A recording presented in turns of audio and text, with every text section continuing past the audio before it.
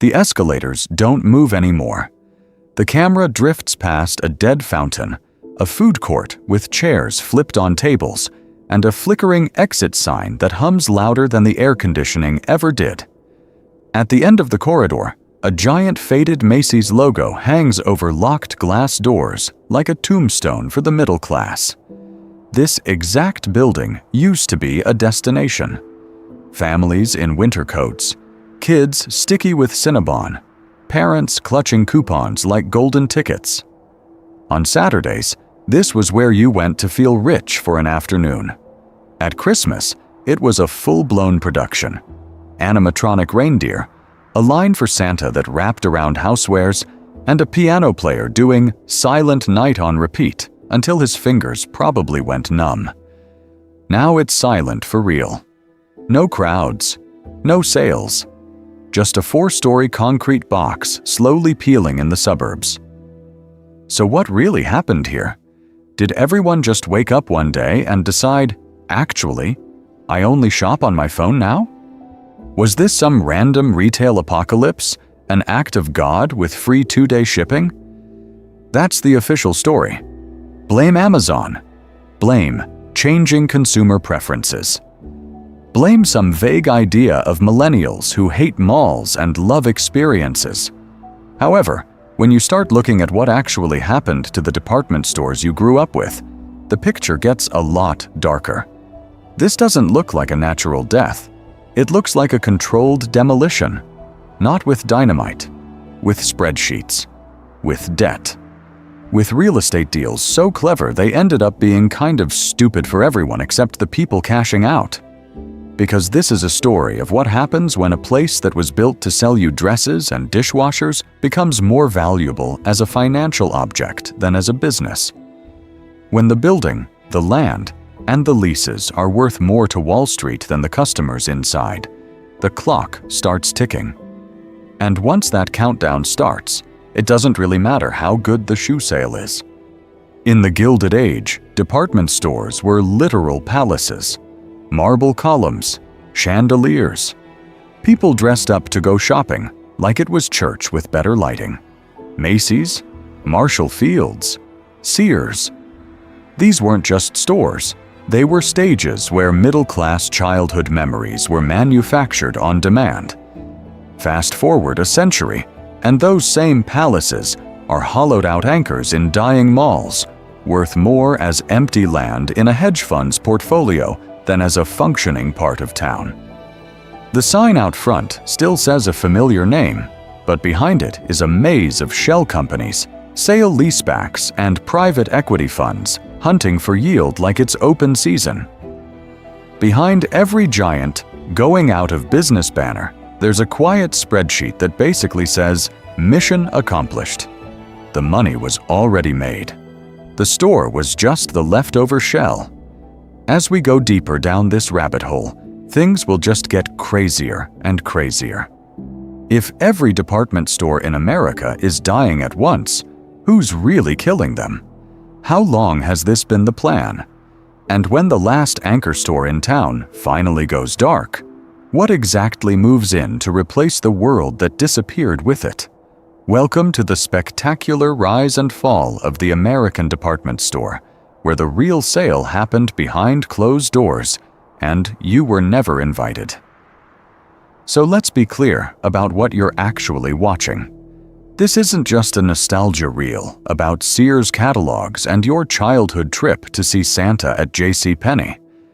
This is an autopsy of a very specific American machine, the 4-story department store that once organized how the middle class shopped, socialized, and even dreamed about being a little richer than they really were. Floor 1 was cosmetics and impulse buys. Floor 2 was the work clothes and school uniforms your parents argued over. Floor 3 was the someday stuff, suits, crystal, wedding registries. Floor 4 was where the clearance racks and weird forgotten brands went to die. Together, this box and its parking lot quietly choreographed everyday life for tens of millions of people. So what really happened here? because you've already heard the 3 easy villains. First, Amazon, the giant everyone blames for everything. Second, changing tastes. Apparently, Gen Z just wakes up allergic to escalators. Third, bad management. The classic, these guys were just idiots explanation. Convenient story. However, only one of those is even close to the real plot. This is a story of empires that looked boring on the surface and crazy underneath. We'll start with the rise. Gilded Age palaces like Macy's and Marshall Field's turning shopping into theater, then post-war Sears and Penny's building out suburbia one mall at a time, grabbing 10 to 15% of all US retail. These weren't just stores. They were the operating system of the American middle class. Then the camera shifts. The logos stay the same, but the owners quietly change. The real business stops being sell sweaters and becomes squeeze money out of real estate. We'll follow the money from Sears and JCPenney into private equity funds, REITs, and obscure real estate vehicles with names that sound like vitamin supplements, sale leasebacks, leveraged buyouts, spin-offs like Seritage Growth Properties that treat the store itself as a problem and the land under it as the prize. On paper, it's just financial engineering. In reality, it's a slow hollowing out. More debt, less investment, uglier carpets, fewer workers, and then one day you walk in and realize half the mannequins are naked and nobody bothered to fix it. The narrative arc here is simple. Rise, extraction, aftermath. We'll see how e-commerce was the match, but the gasoline was decades of debt and short-term decisions. We'll tie that to bigger shifts. The death of the middle-class shopper these places were built for, the pivot to experiences over stuff, and why off-price chains and dollar stores thrive in the same towns where the big anchors are being wheeled to the morgue. Genre-wise, think part true crime, part economic history, part conspiracy board. As we go deeper down this rabbit hole, things will just get crazier and crazier. By the end, you'll be able to walk into any dying mall, look at that last glowing anchor store, and know almost exactly what's happening behind the scenes, who's cashing out, and what's about to move in when the lights finally go off. To understand how we got to hollowed-out anchors and boarded-up food courts, you have to rewind to when department stores weren't sad clearance caves. They were temples. In the late 1800s and early 1900s, places like Marshall Field's in Chicago, Macy's in New York, and Wanamaker's in Philadelphia were basically urban palaces that happened to take your money. You didn't just walk into Marshall Field's. You arrived. Marble columns, vaulted ceilings, chandeliers the size of small apartments. Wanamaker's literally had a concert organ inside. Entire floors weren't about selling you socks, they were about keeping you there. Tea rooms with white tablecloths, reading rooms, live orchestras playing while rich ladies compared hat pins. It sounds crazy now, but the business idea was simple. Make shopping feel like culture, not errands. These stores also quietly rewired how Americans thought about buying anything. Before them, prices were often a negotiation. In the new department store world, you got fixed prices, clearly marked. You got generous returns that told customers, you're not getting hustled, you're getting respect. Window displays became theater. They hired artists to build fantasy scenes just to stop you on the sidewalk and pull you into the story inside. This is a story of how shopping turned into entertainment, status, and, eventually, a weekend hobby. Once you train a country that wandering through 4 floors of stuff is a fun way to spend Saturday, the habits lock in. Parents took kids downtown just to ride the escalators.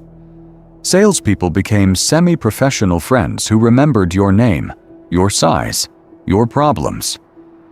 The store wasn't just where you bought things, it was where you tried on who you were becoming. Then World War II ends, highways explode across the map, and the middle class starts driving away from those downtown palaces. Literally. Car culture, cheap gas, and white flight push people into the suburbs, and the department store follows the money. The grand flagship stays as a symbol, but the real action moves into malls, climate-controlled boxes ringed by parking lots and connected by escalators instead of streetcars. Inside, though, the role stayed the same. Back-to-school trips for new sneakers, prom dresses under brutal fluorescent lighting, wedding registries where couples with no savings calmly pointed a scanner at a $300 blender, Santa visits with lines wrapped around the bedding section. These weren't just stores, they were community rituals disguised as retail. Your childhood probably lives somewhere between the perfume counter and the food court. However, here's the harsh contrast. In 1980, department stores captured roughly 10 to 15% of all U.S. retail sales. Today, they're under 3% and still shrinking. So what really happened here? How do you go from urban palaces that defined American identity to empty shells you only walk through to get to the Apple Store? As we go deeper down this rabbit hole, the answer won't just be Amazon killed them. The real story hiding behind those "everything must go" banners is way darker than that. Every dying mall in America comes with the same bedtime story. Amazon showed up. 2-day shipping became normal, and suddenly nobody wanted to drag their kids through 4 floors of fluorescent lighting just to buy socks. It's simple, it's clean, and it lets a lot of people off the hook. In this version of the story, the department store is a tragic but innocent victim. One day, it's selling your childhood back-to-school outfits. The next day, Jeff Bezos hits a big red button and the escalators stop working. Why go to Sears when you can tap your phone and have a washing machine appear on your porch 2 days later, sometimes one, sometimes the same afternoon? Game over, right? However, there's a problem with that story. If e-commerce killed physical retail, someone forgot to tell the rest of the parking lot. While Macy's and Sears were bleeding out, off-price chains like TJ Maxx, Marshalls, and Ross were quietly adding hundreds of stores in the exact same regions. Dollar General and Dollar Tree were carpeting rural America with thousands of new locations. Same towns, same customers, same gas prices. So if Amazon is the villain, why are some of the most boring, aggressively unsexy physical retailers thriving? Why is the old department store a ghost? While 2 doors down, TJ Maxx looks like a Black Friday crowd every Saturday at 3 p.m. This is a story of selection, price, and execution colliding with a business that forgot what it was for. Off-price chains leaned into the hunt, constantly changing inventory, lower prices, and the feeling you might find a $200 jacket for $39. Department stores tried to be everything to everyone, at full price, in buildings the size of small airports. And here's where things will just get crazier and crazier. Department stores actually had decades to adapt. Online shopping didn't appear in 2015. Amazon launched in 1995. By the mid-2000s, every executive in a suit had seen the same charts. They had money, brand recognition, and millions of loyal customers. What they didn't have was urgency. They underinvested in websites, shipped online orders from half-empty stores with inventory systems that thought a sweater existed because it should be on a shelf, and built apps that felt like they were coded as a group project by the CEO's friends. Even when they did spend, it was often on glossy digital campaigns glued onto a rotting backend. So what really happened here? If customers supposedly fled to the internet, why did they still drive to Ross and Dollar General? Maybe the customer didn't change as much as the incentives of the people in charge. Because as we go deeper down this rabbit hole, the real story isn't just about shoppers disappearing. It's about owners quietly realizing the land, the brands, and the balance sheet could make them rich faster than any actual retail turnaround ever would. So let's stop talking in charts for a second. You push open the heavy glass doors of a half-empty JCPenney. The automatic sensor hesitates like it's not used to seeing people anymore, then whooshes open. Inside, the first thing that hits you isn't a display. It's the smell. Not new clothes. A weird mix of stale perfume samples, carpet cleaner, and dust that's been vacuumed but never really leaves. It smells like your childhood mall, if your childhood mall had been left on pause for 10 years. It's quiet. Too quiet. Your footsteps echo across tiles that were supposed to be hidden by crowds. A pop song from 5 summers ago plays just a little too loud over the speakers, trying way too hard. To your left, an entire bank of cash registers sits dark.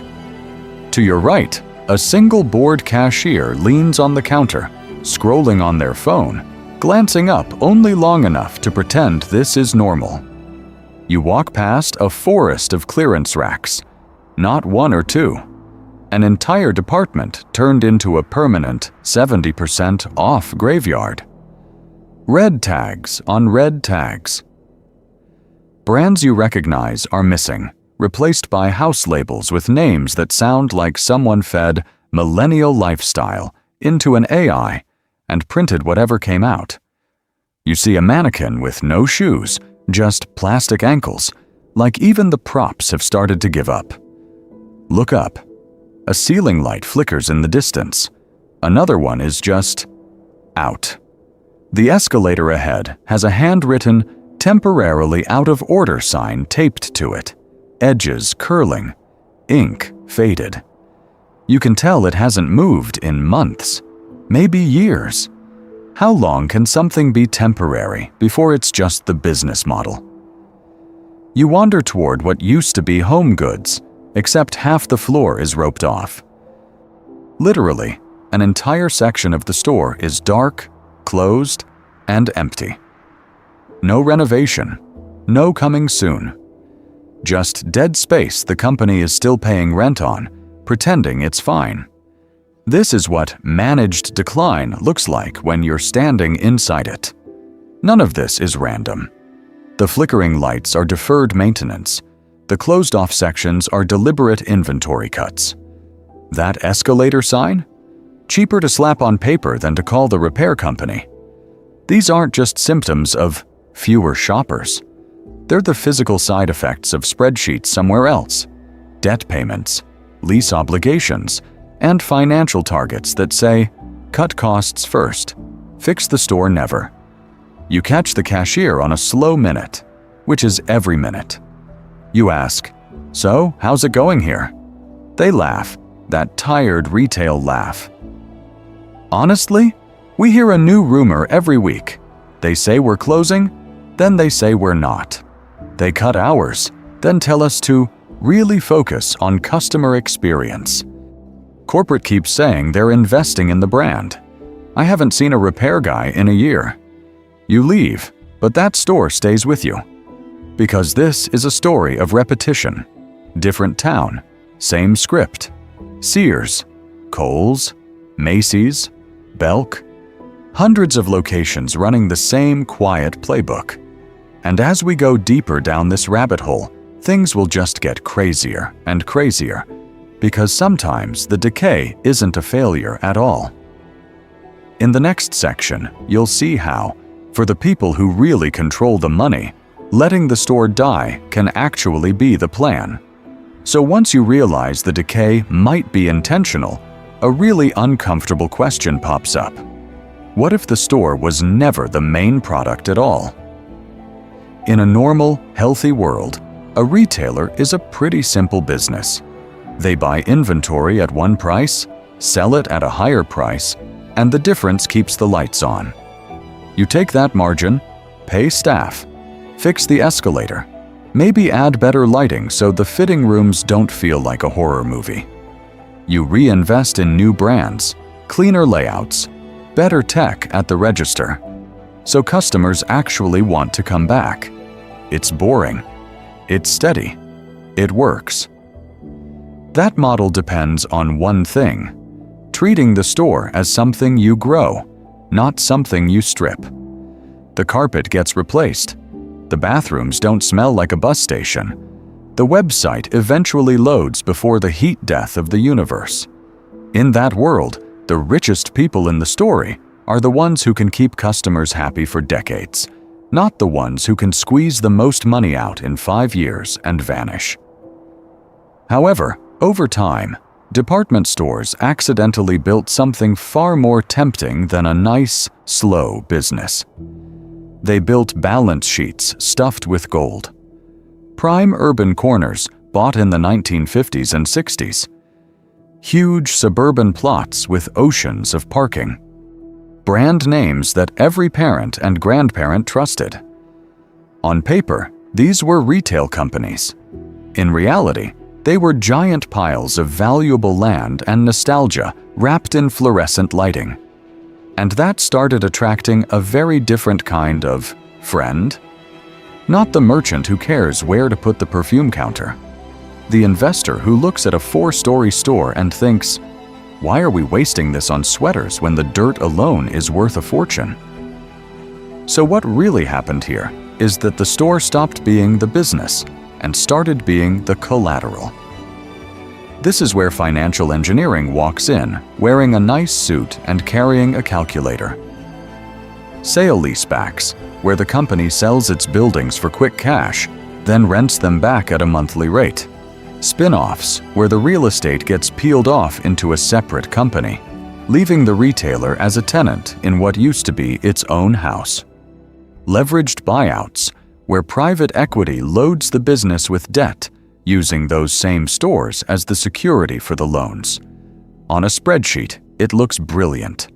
In an actual mall, it looks like peeling paint and 3 employees covering 200,000 square feet. Sears is the perfect teaser for how crazy this can get. For decades, Sears quietly became one of the biggest landowners in American retail. At its peak, it either owned or controlled hundreds of prime sites, from downtown flagships to anchor spots in nearly every childhood mall. To a certain kind of investor, that wasn't a struggling appliance seller. That was a real estate jackpot that just happened to come with some unfortunate refrigerators attached. So when those investors took over, where do you think the focus went? Fix the stores or unlock the land? Welcome to the spectacular rise and fall of the department store as an ATM, where once you understand that the real gold mine was the real estate, a lot of very strange decisions suddenly make perfect sense. Including the next one: why someone would let a once iconic brand slowly rot just to clear the way for something far more profitable than a Saturday sale. And that's where this story takes an even darker turn. Sears didn't just see the future of retail. For a while, it was the future. Before there was Amazon in your pocket, there was a Sears catalog on your kitchen table. In the early 1900s, this was the original remote shopping app, printed on paper and dropped on millions of doorsteps. You could buy everything from socks to entire house kits, shipped by rail to the most remote towns in America. This is a story of a company that basically invented 2-day shipping. It just used trains instead of drones. As the country suburbanized, Sears pulled the same trick in reverse. It went from your mailbox to your mall. By the 1970s and 80s, Sears wasn't just another tenant. It was the anchor. The name on the biggest box, the place your parents parked near first, the reason the rest of the stores even existed. At its peak, Sears ran thousands of locations and quietly accumulated something far more important than brand recognition: land. Sears didn't just rent space, it owned it. In many cases, Sears owned the land under the entire mall or held massive standalone parcels in suburbs that would later become some of the most valuable retail real estate in the country. On paper, this looked boring. In a hedge fund spreadsheet, it looked like buried treasure. So what really happened here when the treasure hunters showed up? Enter Eddie Lampert, a billionaire hedge fund manager who worshipped at the altar of spreadsheets, not Saturday shoppers.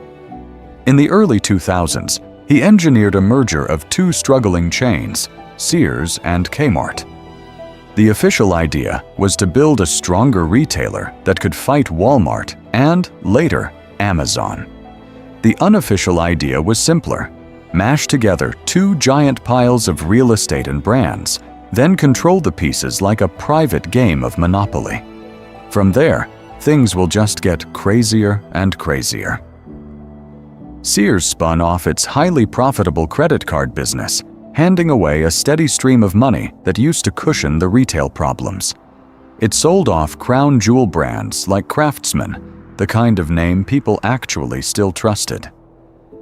Then came Seritage Growth Properties, a separate company created to hold and unlock value from Sears real estate.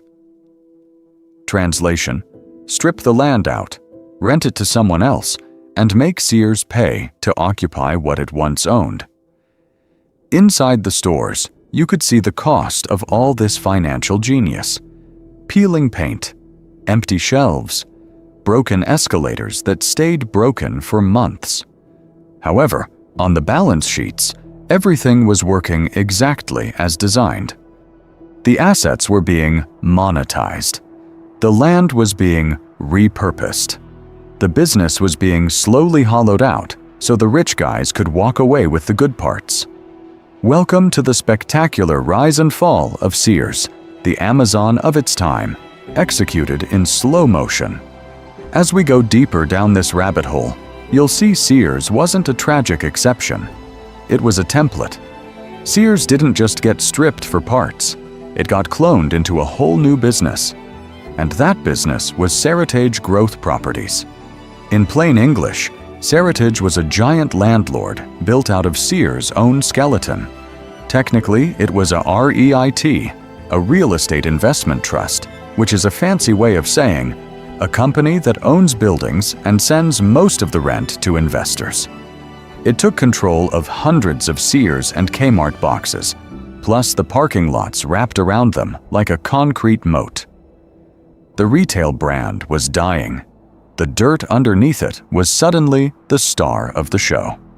So what really happened here? Sears sold about 235 of its best properties to Seritage for cash. On paper, this looked like salvation.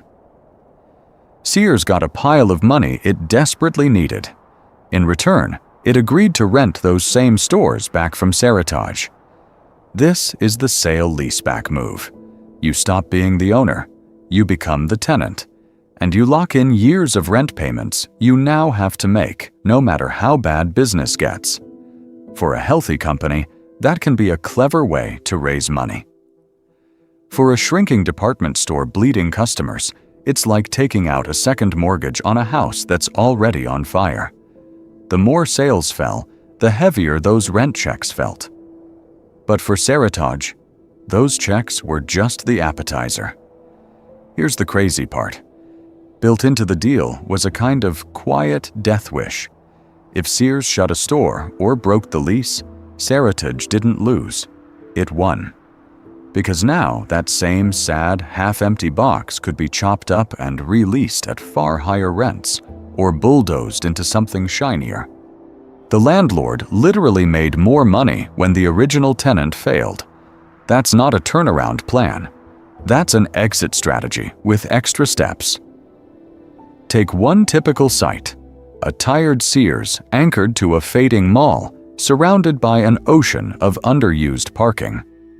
After Seritage took control, that same property gets pitched as a mixed-use destination. Out go the Craftsman tools and discount socks.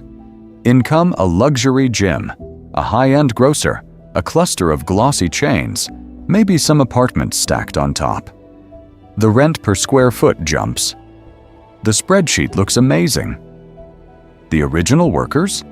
They're filing unemployment, not stocking shelves. The community that once treated Sears as a kind of indoor town square now gets a place where half of them can't afford brunch. This is a story of how liquidation quietly beats revival. You don't have to fix the problems. You just have to unlock the land value and let the store die on schedule. And as we go deeper down this rabbit hole, things will just get crazier and crazier. Because Sears wasn't the only one. It was just the test case. The same playbook spread to other chains, other anchors, and entire mall empires. In the next sections, you'll see how that logic crept across the department store landscape until the empty boxes were worth more than the businesses inside them. That logic doesn't live in some evil villain's lair. It lives in a conference room. Picture this. Top floor, glass walls, a view of the parking lot full of half-empty sedans. Inside, 12 people around a shiny table. A regional VP, a couple of finance people, a consultant with a too expensive haircut, all staring at a projector screen. On it is the real reason your childhood department store is dying. A spreadsheet, row after row of stores, column after column of quiet execution. Rent, sales per square foot, payroll, debt obligations. There's a color code for which locations are marginal and which are critical problems. Another column flags redevelopment potential. And then there's the quiet one at the end, in a narrow box with a boring label like alt-use value. That's the column that decides who lives and who dies. The finance guy zooms in. Store number 1473, suburban mall off the highway. Sales per square foot, down again. Rent escalator, up again. Debt service, locked in. On paper, it's a bad retail story. But in that last column, the land is worth more if they scrape the building and flip it into self-storage. Someone else scrolls. Store number 221. Oh, older urban site, decent traffic, but the neighborhood gentrified faster than the buyer's income. The spreadsheet says the building could be repurposed into luxury apartments, or maybe an Amazon last-mile warehouse. The consultant calls it unlocking value. The real estate team nods like this is a genius new idea, not just a polite way of saying, we make more money if we kill it. Notice what nobody says in that room. Nobody asks, but this is the only place in town where seniors walk laps in winter. Does that matter? Nobody asks about the kid whose first job is folding jeans on Saturday. This is a story of land, not people. The store is just a temporary costume the property is wearing until something richer comes along. So what really happened here is that the conversation shifted. It's not, how do we save the business? It's, is this box more valuable empty? Self-storage, logistics hub, medical offices, luxury condos. Pick your buzzword. As we go deeper down this rabbit hole, the options get crazier and crazier, and department store quietly drops to the bottom of the list. Cut back to the sales floor. Fluorescent lights, tired carpet, clearance racks. The store manager is in a cramped back office when the phone rings. It's corporate. The decision is already made. The spreadsheet has spoken. He's told to gather the team. HR sends talking points about strategic repositioning and difficult choices. On the floor, employees stand under the same ceiling speakers that used to play holiday music while families shopped. Today, they hear, "We're closing. It's just business." Within days, the liquidation crew arrives. Giant red and yellow banners scream, "Store closing," and "Everything must go." Shoppers think they're walking into a sad little retail tragedy.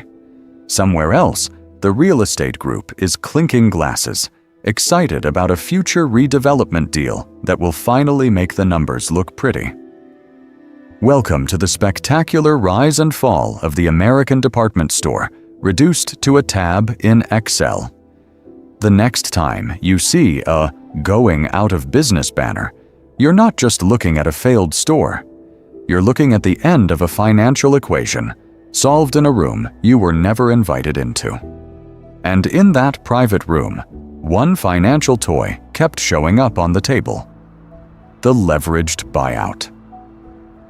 In simple terms, a leveraged buyout is like buying a house with almost no down payment, then handing the mortgage to the house and telling it to figure it out.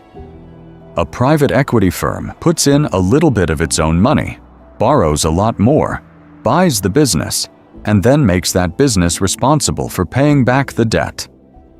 If it works, the firm gets rich. If it doesn't, the creditors and employees get to play musical chairs with no chairs. So what really happened here with retail?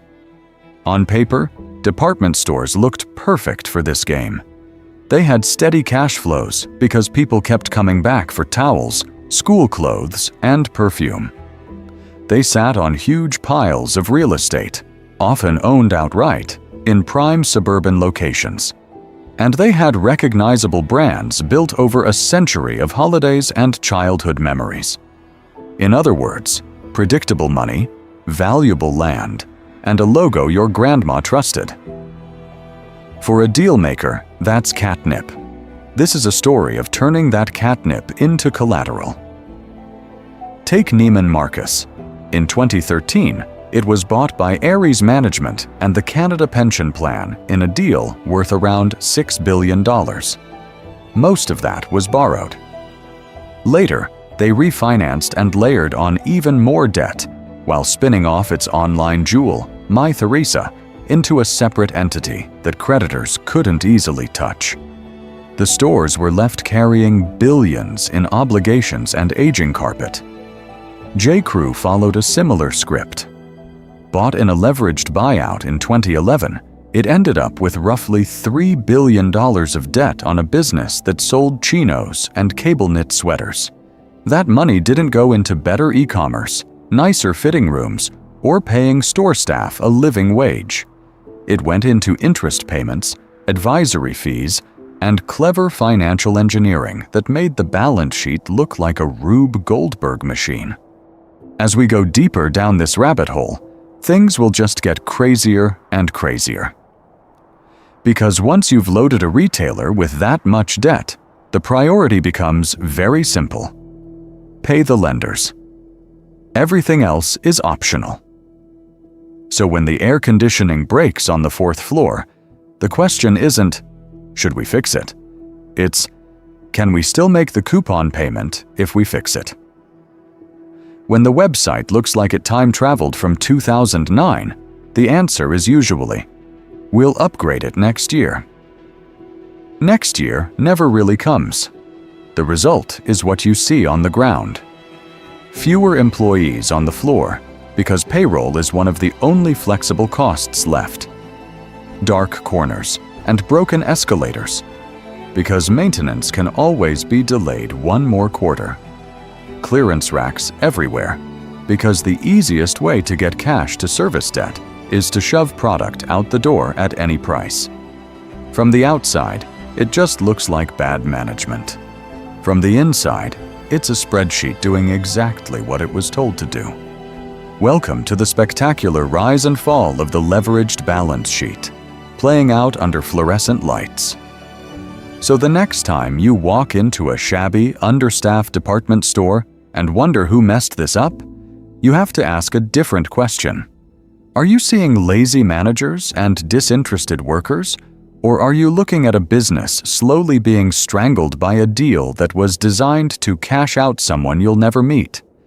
And nowhere is that more obvious than at a place that doesn't look strangled at all. Walk into Neiman Marcus, and it still feels like money grew up, went to finishing school, and got its own zip code. Personal shoppers remember your size and your children's birthdays. A sales associate quietly offers you champagne while you're trying on $1,200 heels. The handbags are behind glass like museum pieces. This is not the sad clearance rack from your childhood mall. This is how the rich shop. On the surface, Neiman was everything the American department store wanted to be when it grew up. Smaller footprint, wealthier clientele, fewer coupon-chasing problems. If Sears was selling lawnmowers to your dad, Neiman was selling fantasy to his boss. So what really happened here? How do you go from pouring veuve in the shoe department to begging creditors in bankruptcy court? This is a story of financial engineering treating a luxury brand like a used car with low miles. Starting in 2005, Neiman Marcus was passed between private equity firms like a very expensive hot potato. One buyout, then another, each deal loading on billions in debt. The idea was simple. Luxury always grows. Rich people always spend. The interest will take care of itself. It was the same basic business idea as a subprime mortgage, just with better lighting and nicer carpets. For a while, the bet looked smart. Neiman's online arm, My Theresa, was exploding. It was fast-growing, actually tech-forward, and attracting young global customers who might never set foot in Dallas. As we go deeper down this rabbit hole, you'll notice a pattern. The one part of the business that looks like the future suddenly becomes the crown jewel everyone wants to protect. My Theresa was that jewel. When the core stores started to wobble, the owners tried to spin it off, shield it, do anything to keep the shiny piece away from the creditors circling the main company.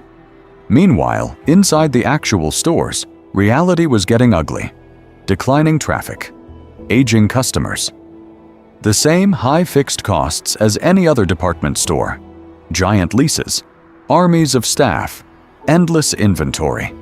But now, on top of all that, hundreds of millions a year in interest payments. When you're writing that kind of check just to stand still, how much money is left to invest in mobile apps, data systems, or new experiences that might keep you relevant? How do you experiment when every mistake has to be financed at 8%? By 2020, the math stopped working. The pandemic hit, the rich stayed home, and the debt bomb finally went off. Neiman Marcus filed for bankruptcy. Welcome to the spectacular rise and fall of a balance sheet that looked luxurious until you read past the first line. In court, the script was familiar. Debt got wiped or slashed. The financial players kept or repositioned the valuable pieces, including that glittering online jewel. But employees lost jobs, landlords lost rent, suppliers took haircuts. The rich brand survived. A lot of its less rich friends did not. And here's the crazy part. Neiman was the good mall anchor. So if even the champagne store couldn't outrun the spreadsheet, what chance did the middle of the market have? If Neiman was the champagne store, J. Crew was the Saturday afternoon fantasy. Not rich, but maybe if the bonus hits, rich. It was the brand for the middle-class friend who suddenly looked like they vacationed on Nantucket, even if they were actually splitting rent with 3 roommates. In the late 2000s and early 2010s, J. Crew wasn't just selling clothes. It was selling a whole lifestyle in 48 pages of matte paper. Those catalogs felt like a portal. Windswept beaches, perfectly rumpled Oxfords, ballet flats lined up like candy. Then the Obama era sealed the myth. Michelle Obama wore J. Crew on national TV, pairing it with actual J. Crew jewelry. And overnight, this mall brand was recast as aspirational, tasteful, almost civic. Walking into a J. Crew next to the department store didn't feel like shopping. It felt like you'd been invited to join a very polite, very preppy cult. So what really happened here? Because on paper, this should have been the safest place in American retail, middle of the market, beloved by magazines, anchored in the same malls that had served suburban families for decades. However, as we go deeper down this rabbit hole, things will just get crazier and crazier. Like Neiman Marcus, J.Crew got caught in the private equity bear hug. In 2011, it was taken private in a leveraged buyout loaded with billions of dollars of debt, right as consumer tastes were shifting from polished prep to fast fashion and athleisure. The business was suddenly carrying this financial backpack full of rocks. Every season, the clothes had to pay interest before they could pay for anything else. That's fine when sales are climbing. When they stall, the math turns on you. At the same time, the core J.Crew customer was quietly getting squeezed. Wage growth for the American middle class was stuck in neutral, while housing, healthcare, and student loans went into overdrive. The old idea of buying a $98 sweater in 3 colors just because it's classic started to feel a lot less responsible. But instead of leaning into value and durability, J.Crew tried to climb the ladder. More fashion-forward, higher prices, fancier fabrics, runway collaborations. They were chasing a richer shopper while their original shopper was clipping coupons. It created a brutal double bind. To service the debt, they needed higher margins. To get higher margins, they moved upmarket. But the customer who loved them in the Obama years was being pushed down market at the exact same time. How do you sell champagne-priced chinos to someone who just discovered Uniqlo and Target? And all of this was happening inside the same fragile ecosystem that was already cracking. J.Crew's stores were glued to the sides of department stores in A and B malls. When the anchors started to weaken, foot traffic bled out. The brand that had once benefited from the department store's gravitational pull now got dragged into the same black hole. Empty parking lots are a terrible marketing channel. This is a story of 3 things collapsing together: the American middle class, the mall, and the mid-market brands that lived off both. J.Crew wasn't a weird exception. It was an early signal. Because if the clean, aspirational, good job, good credit score brand couldn't make the numbers work, what did that mean for everyone else still chained to the escalators? So let's do something dangerous for a struggling department store. Let's follow the money. You walk in, nostalgia hits, and you grab a $60 shirt. Nothing crazy. Middle of the rack, on a limited timetable that's been there since your childhood. You tap your card, the register beeps, and somewhere in a boardroom, that $60 is already being carved up like a Thanksgiving turkey. Start with the obvious slice, the shirt itself. Maybe $24 goes straight to the supplier. Fabric, factory labor, shipping, a tiny margin so the vendor doesn't die before next season. That's 40% of your money gone before the store even turns the lights on. Now the people, cashiers, floor staff, the one poor manager trying to cover 3 departments at once. Payroll, benefits, payroll tax. Call it another $9. 15%. Suddenly, the $60 shirt is down to $27, and we haven't even paid to keep the escalator from eating a child. Then there's the box they're standing in. Real estate. If the chain owns the building, it might still charge itself internal rent through a separate property company. If it did a sale-leaseback, some private equity fund owns the walls and the store cuts them a check every month. That can easily be $15 out of your $60, a full quarter of the pie, just to exist in a dying mall. Add corporate overhead, headquarters, executives, finance, IT, legal, the people writing 40-page PowerPoints about reimagining the fitting room journey. Another $6. Marketing? The Sunday circular that nobody under 50 reads. The loyalty emails you immediately delete. A few TikToks that feel like your uncle trying to be cool. Say $3. We're at $57. You know what's left? $3. That last sad slice is where debt service and investor returns live. Interest on the billions borrowed to do that leveraged buyout. Dividends, fees, and consulting arrangements that somehow always point back to the same rich friends. In a heavily leveraged chain, that slice has swollen over time, quietly crowding out everything that actually touches the customer. Picture the pie chart. 20 years ago, rent was a neat, reasonable wedge, and debt was a sliver. Today, in a sale-leaseback special, those two chunks balloon until they're half the circle. As we go deeper down this rabbit hole, things will just get crazier and crazier because the business starts serving the building and the bondholders, not the shopper. Now, pattern interrupt. Take a digital native brand selling direct online. Same $60 shirt, maybe $18 to the supplier, $6 to a third-party warehouse, a few dollars to customer service, some to ads. No anchor box, no mall lease, no 9-figure debt stack. The pie looks totally different. More of your money funds product and experience, less disappears into a black hole of rent and interest. So what really happened here is simple. The financial structure wrote the script. When you see peeling paint, dead bulbs, and understaffed fitting rooms, you're looking at that pie chart made physical. The store isn't just lazy or behind the times. It's been squeezed. And in the next section, we'll see who's actually holding the knife. And the easiest name to write on that knife? Amazon. It's the clean, satisfying villain. You don't need a spreadsheet. You don't need to talk about debt. You just point at the smiling cardboard box and say, "They killed us."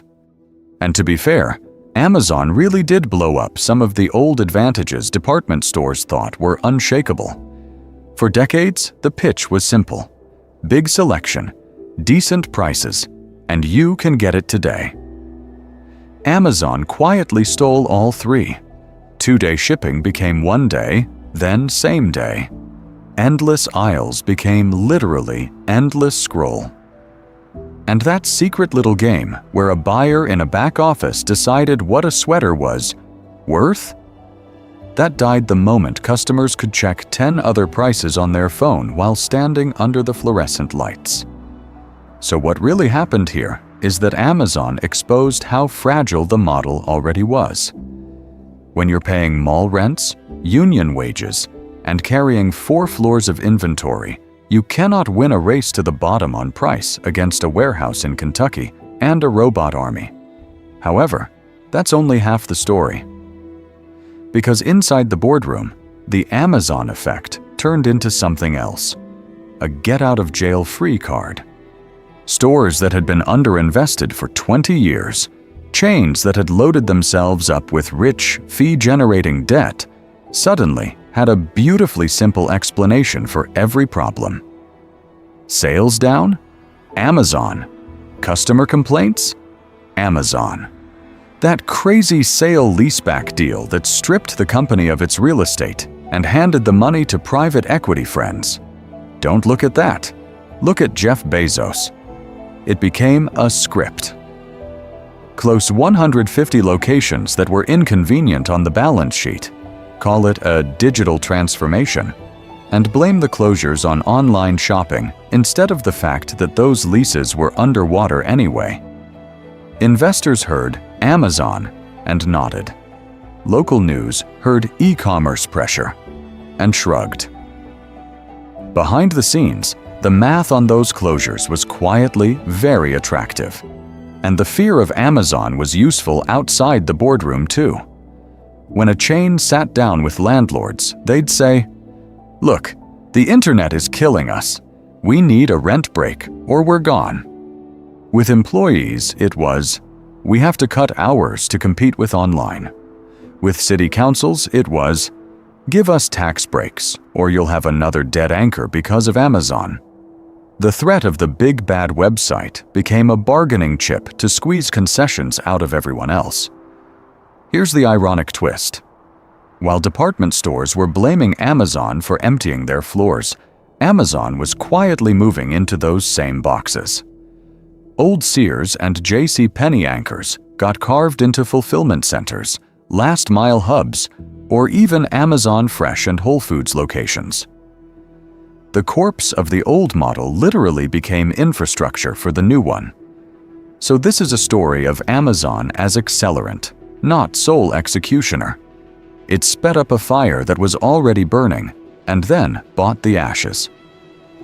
But if the numbers and the negotiations explain why the buildings went dark, they don't explain why the whole idea of spending Saturday wandering 4 floors started to feel wrong.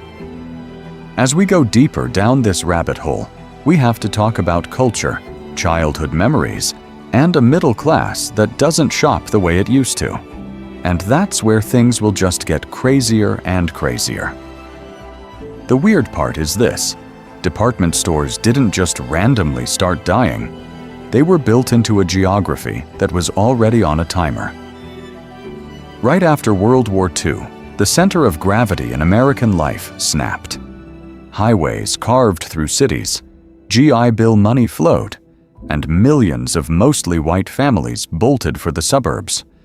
Downtown, the old flagships had been palaces, but suddenly, the rich customer with the station wagon and 2 kids wasn't walking past window displays anymore. They were flying down 8 lanes of concrete at 60 miles an hour. Developers saw an idea and sprinted. If the shopper had moved to the cul-de-sac, the store would follow. So you get the classic enclosed mall, giant asphalt moat, climate-controlled interior, and at each end, a big shiny department store anchor. Sears, JCPenney, Macy's. The business plan was simple. The anchors drew the crowds, the smaller stores paid rich rent for the foot traffic, and Saturday became a ritual of soft pretzels, escalators, and money quietly leaking out of every wallet. But there was another layer nobody put on the brochure. Those highways didn't just move shoppers, they moved segregation. As white flight drained downtowns, malls popped up safely outside city limits, wrapped in zoning laws and invisible social fences. The mall became the nice place, with nice people, in nice school districts. Translation: predominantly white, middle-class suburbs got the investment, while inner-city retail corridors were left to wither. So what really happened here is that the mall wasn't neutral architecture. It was a sorting machine. If you lived in the wrong zip code, you got decaying storefronts and dollar stores. If you lived in the right one, you got 4 floors of carpeting, perfume counters, and Santa photos. This is a story of shopping as a proxy for who counted. For a while, it worked. However, decades passed. Those first-ring suburbs aged.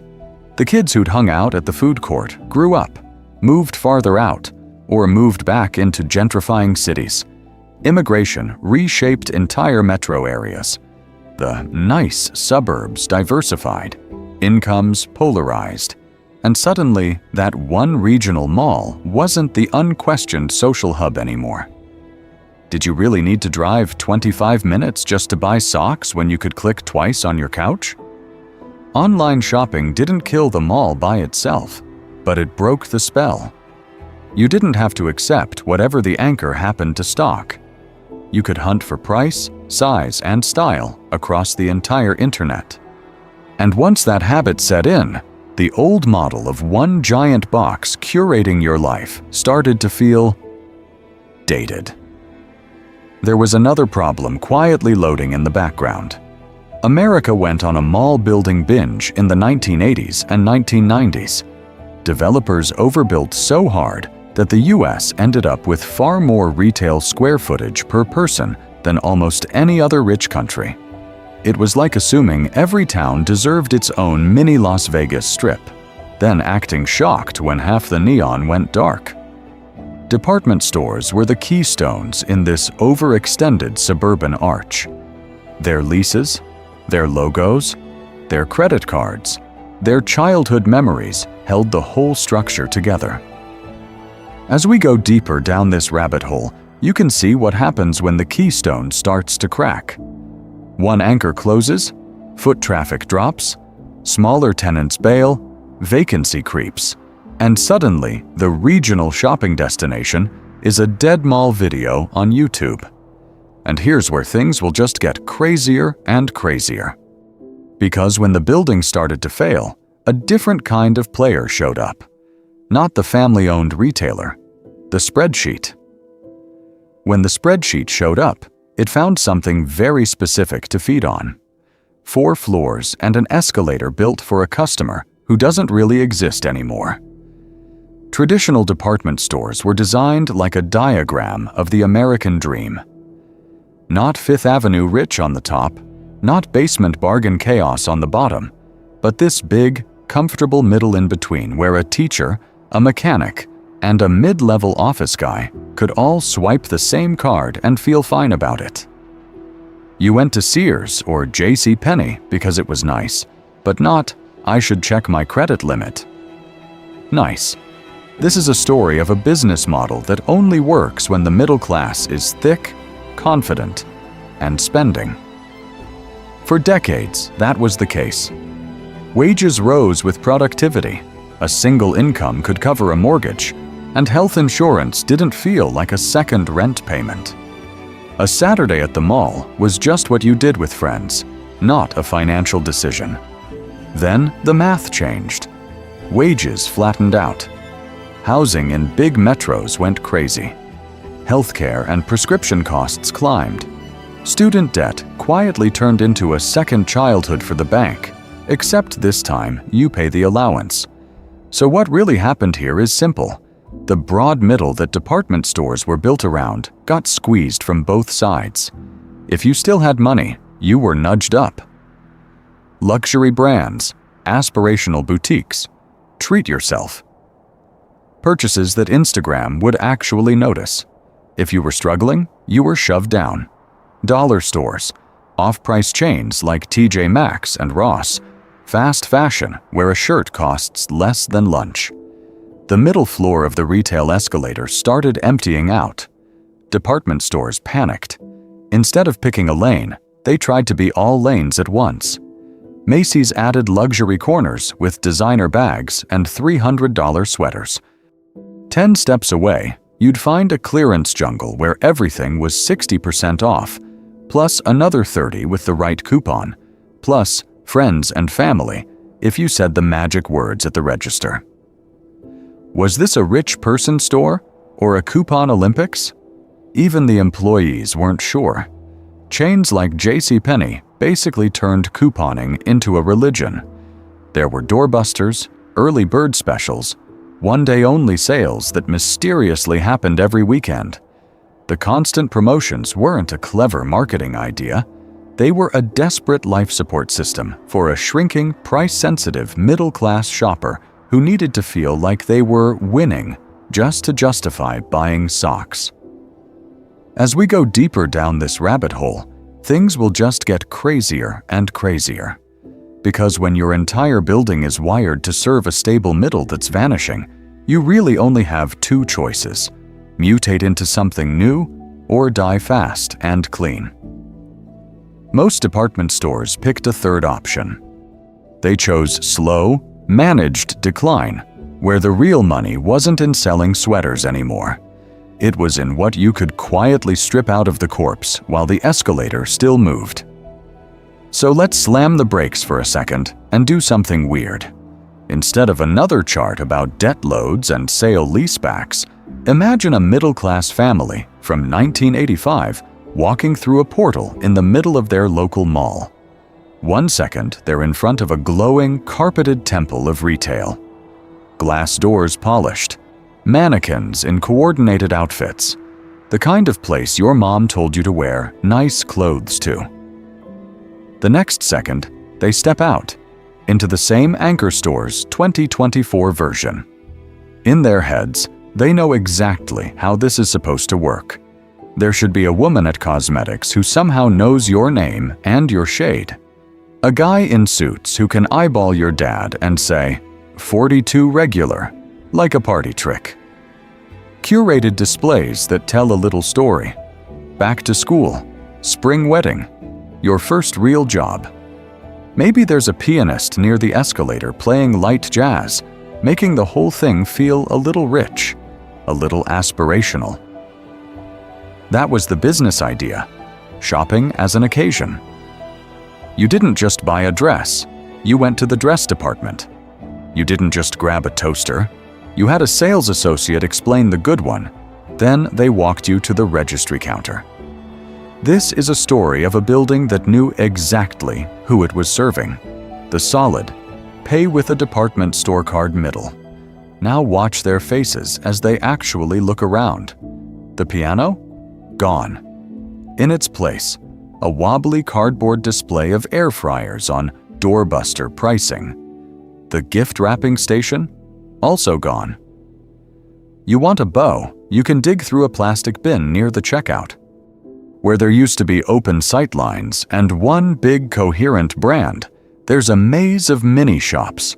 A fast fashion corner blasting TikTok sounds. A sad designer section with 3 handbags on security cables. A random pop-up for mattresses nobody asked for. Everywhere they turn, it's self-serve chaos. Overstuffed clearance racks shoved into aisles, hangers tangled, sizes out of order. Signage screaming 40% off, extra 20% today. Coupon exclusions apply. But try to find an actual employee. There's one exhausted associate covering what used to be 3 departments, sprinting between a fitting room key, an online pickup, and a customer trying to return something they bought on the app. The sense of discovery is gone. There's no curated table where you stumble on the perfect sweater you didn't know you needed. Just density. Product stacked on product, as if the store is yelling, "Fine, you win. Here's everything. Please just give us money." As we go deeper down this rabbit hole, things will just get crazier and crazier. Because the 1985 family realizes the real problem.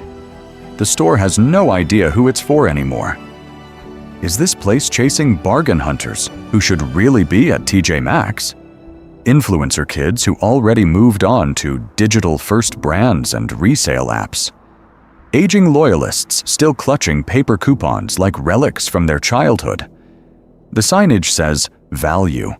The fixtures whisper luxury. The staffing screams, "We gave up." So what really happened here is an identity collapse in 4 floors. And once a department store can't answer the basic question of who it serves, something brutal happens. It becomes incredibly easy for an investor, a landlord, or a private equity spreadsheet to answer a different question. Does this need to exist at all? The portal closes, the family vanishes, and what's left is just an expensive box waiting for its next, quieter use.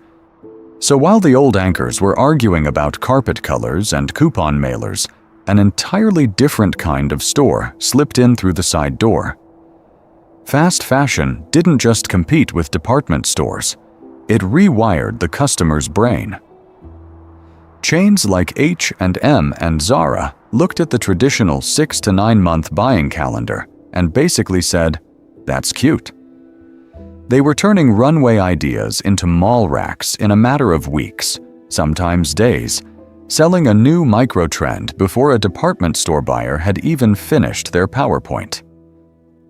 The prices were lower, the mannequins looked like Instagram instead of your aunt's church group, and the message was simple. Why buy one good blouse when you can buy 3 good enough ones and post different outfits all week? Department stores were still betting on the old idea of investment pieces. But the culture had quietly decided it was okay if a dress only survived 10 washes, as long as it looked rich in photos right now.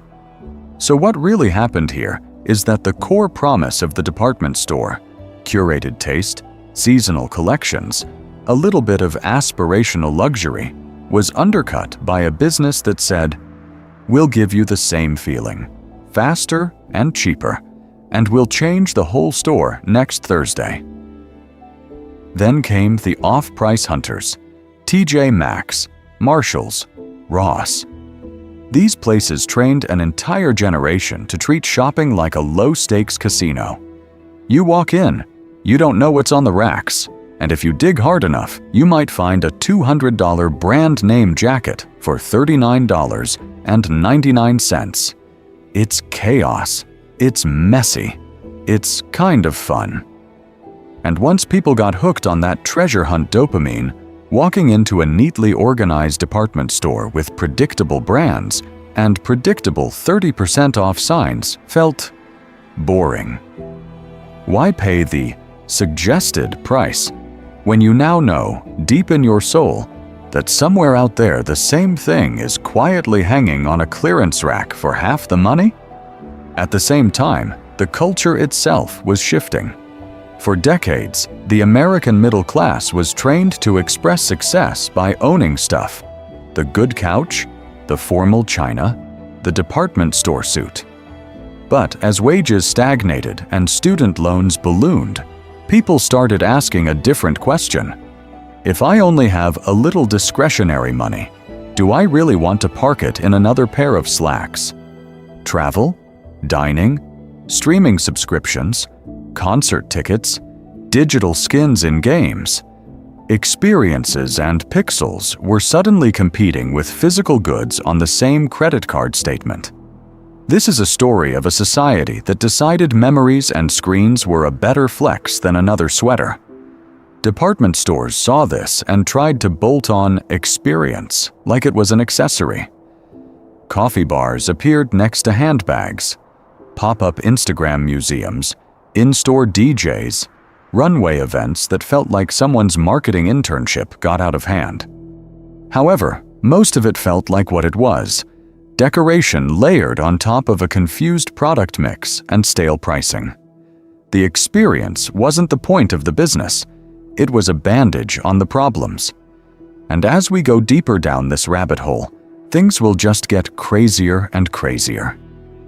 Because here's the real question: if the product, the price, and the culture all moved on, why didn't these companies reinvent themselves a decade earlier?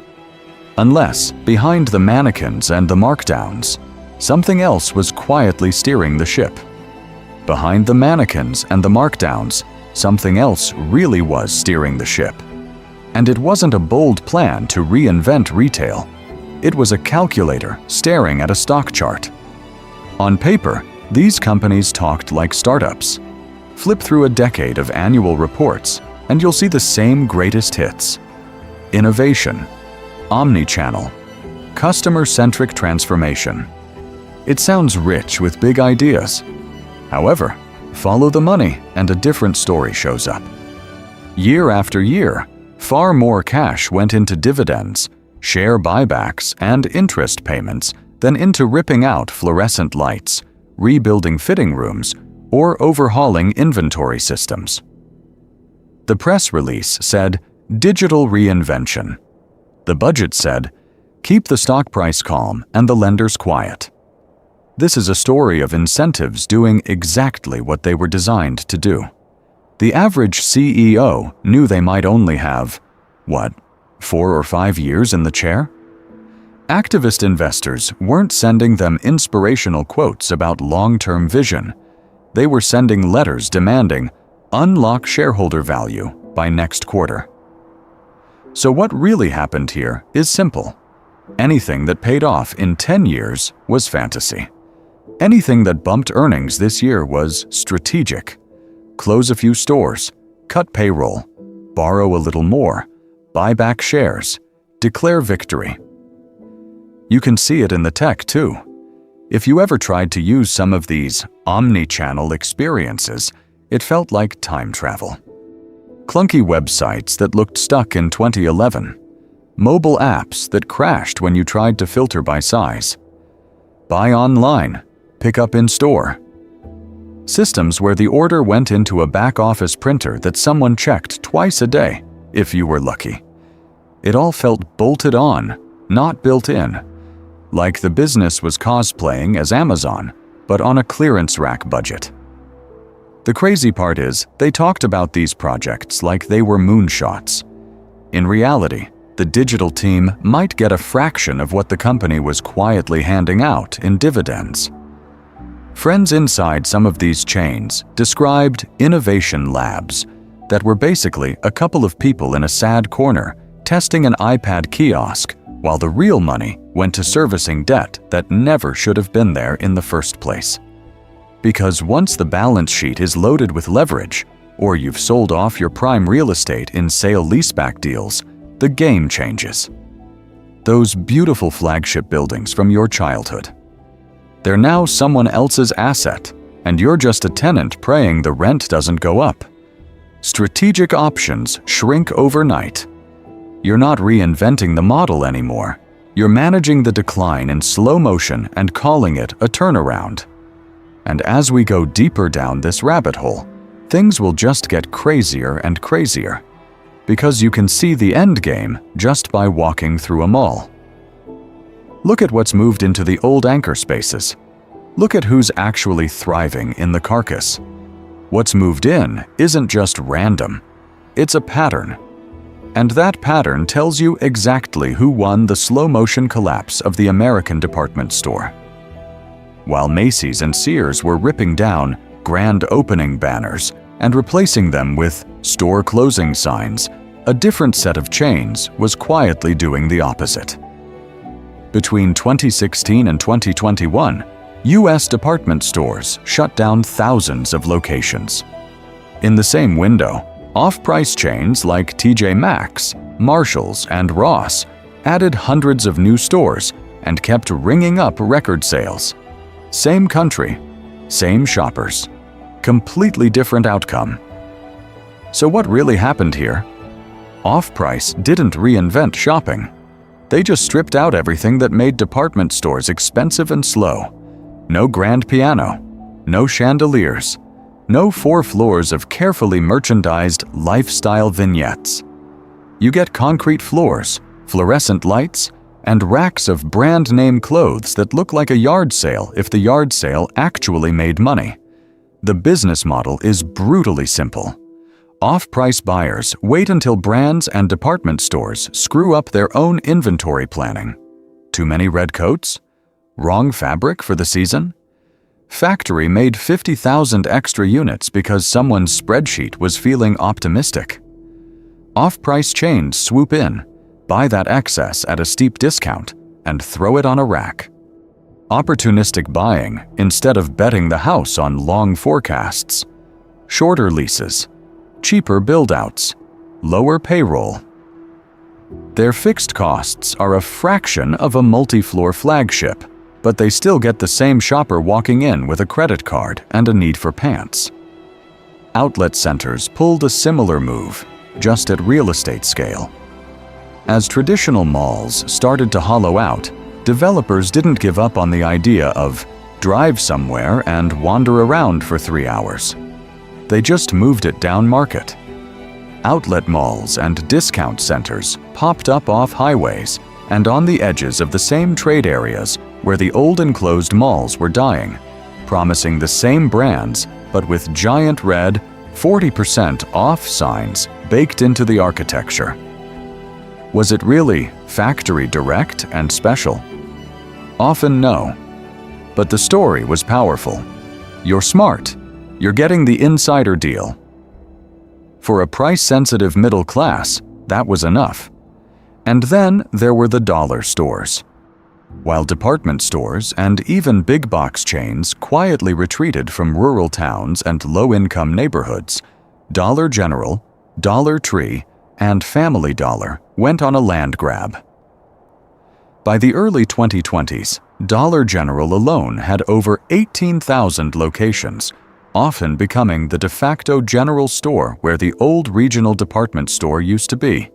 Groceries, cleaning supplies, toys, socks, off-brand everything.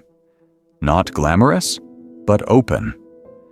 This is a story of the middle class getting squeezed from both ends. The rich moved up to luxury and niche brands. Everyone else traded down to off-price, outlets, and dollar stores. Department stores were stuck in the worst spot in retail, the middle. No longer aspirational enough for status, not cheap enough for value. As we go deeper down this rabbit hole, we'll see how that stuck-in-the-middle problem wasn't just about pricing. It was baked into their real estate, their debt, and their entire idea of what shopping was supposed to feel like. So let's leave the spreadsheets for a second and actually walk into one of these places. It's a Tuesday night at a nearly dead mall, the kind you probably recognize from childhood, but now it feels like a movie set after the crew went home. Most storefronts are dark, security gates pulled down. The food court is half closed, a few flickering menu boards humming over a single open Chinese place and a lonely pretzel stand. You can practically hear the echo of your own footsteps. But at the far end of this dim corridor, there's one thing that doesn't match: a huge glowing box of light. An anchor store, still blazing like a spaceship that accidentally landed in a graveyard. Automatic doors sliding open and shut to no one. Escalators still running just in case. This is a story of contrast. Outside, the air feels stale. The benches are empty. The fake plants are gathering dust. As you walk toward that bright opening, the carpet changes. The smell changes. Even the temperature shifts a few degrees. It's like walking from an abandoned office building into a hotel lobby that never got the memo things were over. You step inside, and it's surreal. The mall was quiet, but here there's music. Not loud, just that generic upbeat playlist that sounds like every other department store you've ever been in. The lights are warmer. There are a few employees folding sweaters that no one is touching. A couple of shoppers wandering around like they took a wrong turn from 2003. A kid riding the escalator because there's nothing else to do. For a second, your brain wants to believe the business is fine. Then the cognitive dissonance kicks in. Hanging from the ceiling, banners about next season's must-haves. At the register, a cheerful sign begging you to join the loyalty program, earn rewards, unlock a bright future of points and perks. The corporate signage is still promising growth, community, a relationship. But you just walked past boarded-up entrances and weeds poking through cracked asphalt in the parking lot. So what really happened here? Here's the crazy part. In a lot of these dying malls, that one glowing anchor is basically the last organ keeping the body technically alive. As long as one department store is still operating, the mall isn't dead on paper. The loans don't have to be fully written down yet. Certain tax deals don't unwind. Redevelopment timelines don't officially start. On the spreadsheet, this isn't a corpse. It's stabilized with upside potential. The store is selling shirts, but the real product is time. Time for the landlord to line up a data center, a medical complex, a pickleball megaplex, anything that pays better than a clearance rack. And that's the punchline. Even this last glowing anchor is usually already spoken for somewhere in a lender's deck. The exit strategy is written. The PowerPoint is saved. The lights just haven't been turned off yet. As we go deeper down this rabbit hole, things will just get crazier and crazier. Because this isn't just about empty malls. It's about how entire chains can look alive, right up until the moment someone hits the switch. On paper, that glowing anchor isn't just a store, it's collateral. Welcome to the spectacular rise and fall of the mall loan. Behind almost every big American mall is a stack of commercial mortgage-backed securities, or CMBS. Think of it as Wall Street's version of a mall food court combo. Dozens, sometimes hundreds, of mall mortgages chopped up, bundled together, and sold to investors who want a nice, steady stream of money. The catch is simple. Those payments only look safe as long as the mall looks alive. And nothing says alive to a lender like a giant department store with its name plastered on the highway sign. Inside these CMBS deals are covenants, the fine print that decides who panics when. A typical one will say, as long as you have, say, 2 of 3 anchors open, Macy's, JCPenney, Sears, the loan is fine. Lose one? Okay, we're nervous. Lose 2? That can trigger a technical default, force an appraisal, or hand control to a special servicer whose job is to protect investors, not your childhood memories. So what really happened here is that those dying anchors stopped being tenants and became hostages. The mall can't afford to lose them, not because the stores are making money, but because the loan can't afford to lose them. If that anchor goes dark, the entire capital stack starts asking hard questions. That is why you see these bizarre zombie locations.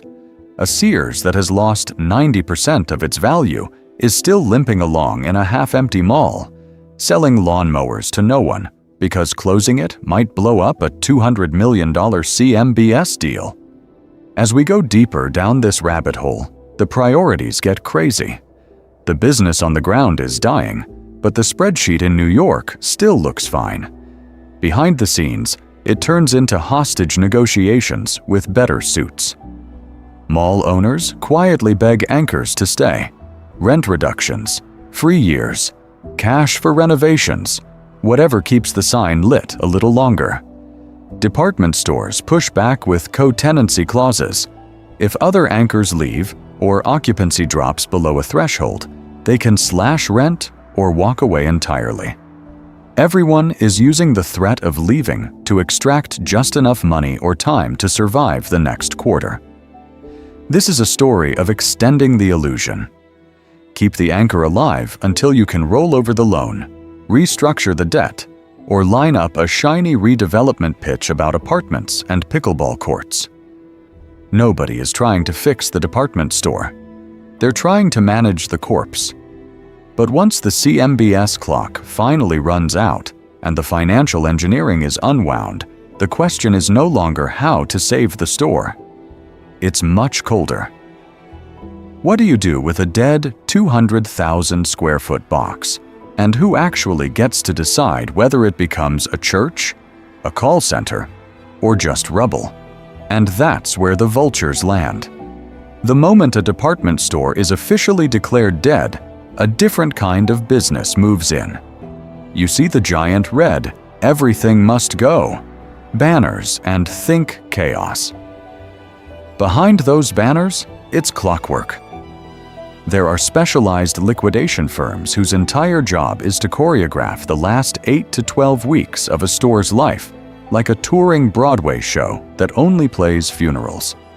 They don't improvise this. They have playbooks. They have pricing schedules by week. They have pre-printed signs in 3 sizes that say 10%, 30%, 70% off. And they have one very simple idea: squeeze every last dollar of value out of the corpse before the lights go off.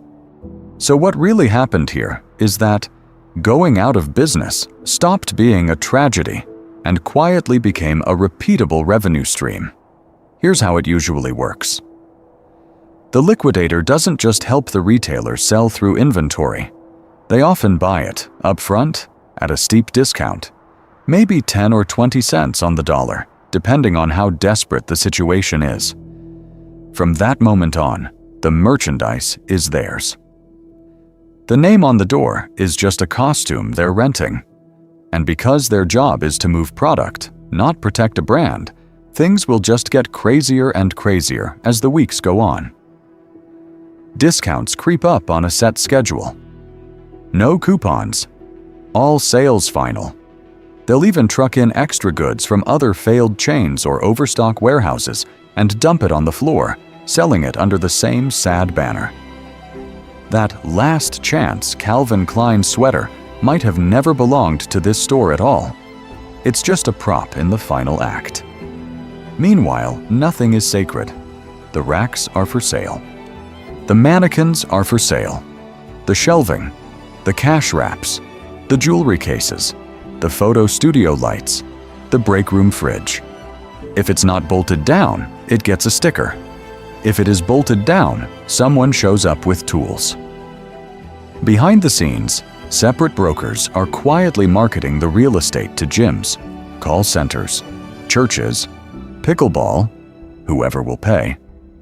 While you're arguing over a 40% off blender, a developer is touring the loading dock. The employees? They're kept on just long enough to staff the wake.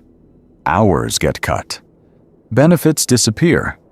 Commissions vanish because what are you going to earn commission on when everything is priced to be gone? Managers who spent years trying to hit sales goals are suddenly reading from a script written by a liquidation firm rep who flew in that morning.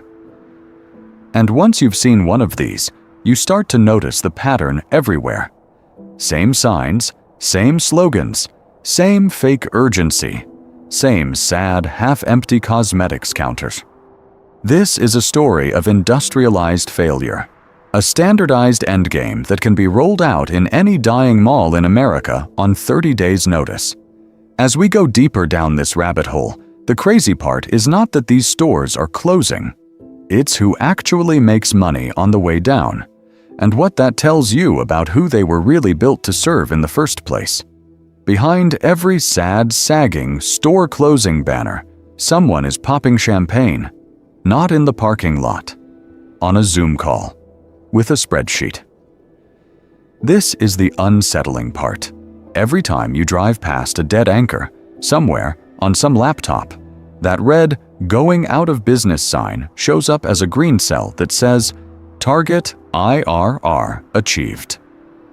The same event that looks like failure to workers and shoppers is literally logged as a successful outcome in a financial model.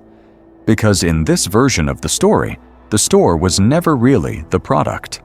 The cash flow was. The leases were. The dirt underneath the building definitely was.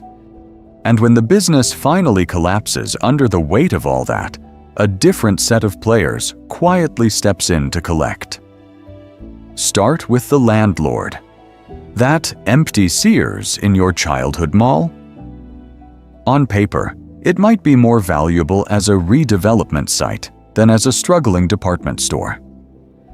They can carve it into smaller boxes for off-price chains, medical offices, even pickleball courts if they're feeling crazy.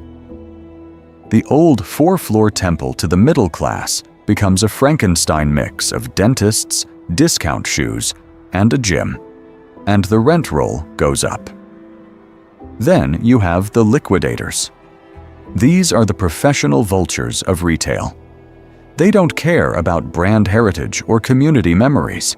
They care about how fast they can move 200,000 units of sad sweaters. Those chaotic, everything must go sales? That's their Super Bowl. They take a fee off the top, flip the fixtures, strip the place down to the concrete, and move on to the next corpse. And above all of them, you've got the investors. Picture a private equity fund's glossy pitch deck. On one slide, you see a row of logos, a mid-tier department store chain, a regional apparel brand, a catalog business your grandparents probably loved. Underneath, successful exits. Sounds great, right? Except if you zoom in on the timeline, the exit is a Chapter 11 filing, a liquidation, and thousands of layoffs. So what really happened here? The fund bought the retailer with debt, paid itself fees, maybe did a sale leaseback to yank cash out of the real estate, and rode the thing until the store couldn't breathe. When bankruptcy finally hits, they shrug, call it a challenging macro environment on the investor call, and move the logo into the realized returns column. Listen to that call, and the language is almost clinical. Rationalization of underperforming locations. optimization of the real estate footprint, disciplined capital recycling. It sounds like a dentist talking about plaque. But if you stand in the parking lot of that same rationalized store, it feels like something completely different. It feels like the slow erasure of a community hangout, of teen jobs, of the place your parents took you school shopping. As we go deeper down this rabbit hole, things will just get crazier and crazier, because the emotional narrative, nostalgia, loss, decline, is totally out of sync with the financial narrative, where this is all framed as efficiency and progress.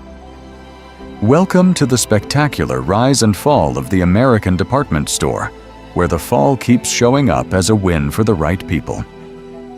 So if every closing can be a success to someone, then to really understand why every department store seems to be dying at once, we have to zoom out and ask a darker question. What if the system isn't broken at all, and this is exactly how it was designed to work? If this is how it's designed to work, then you can almost write the script in advance. Step 1. Acquire the retailer. You don't buy a department store because you love cardigans and perfume counters. You buy it because it's sitting on a giant pile of real estate bought in your parents' or grandparents' era, back when land was cheap and malls were the future. On paper, you're a savior. New owner. Fresh money. Big turnaround story. Step 2. Separate the land from the store. In Sears' case, that meant spinning off Seritage, a real estate company that suddenly owned dozens of valuable sites, while Sears became a tenant in what used to be its own home. This gets sold as unlocking value and optimizing the portfolio. Sounds smart, right? However, what you've really done is put the store on the hook for rent it never used to pay. Step 3. Add leverage. Cheap debt is the magic trick. For years, low interest rates made it feel almost irresponsible not to borrow as much money as the bank would hand you. So you layer loans on top of the business, sometimes even borrowing against that newly separated real estate. To the outside world, it's just efficient capital structure. Inside, the clock starts ticking. Step 4. Cut costs. Close underperforming locations/staff, gut training, delay store remodels. Investors here focusing on core assets and applaud.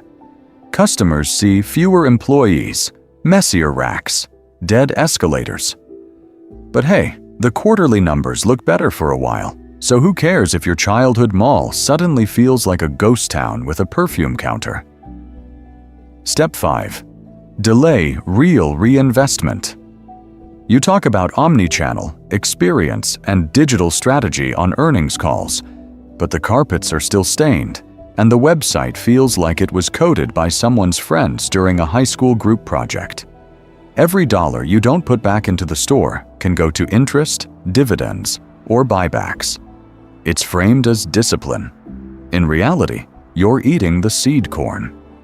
Step 6. Manage the decline and exit.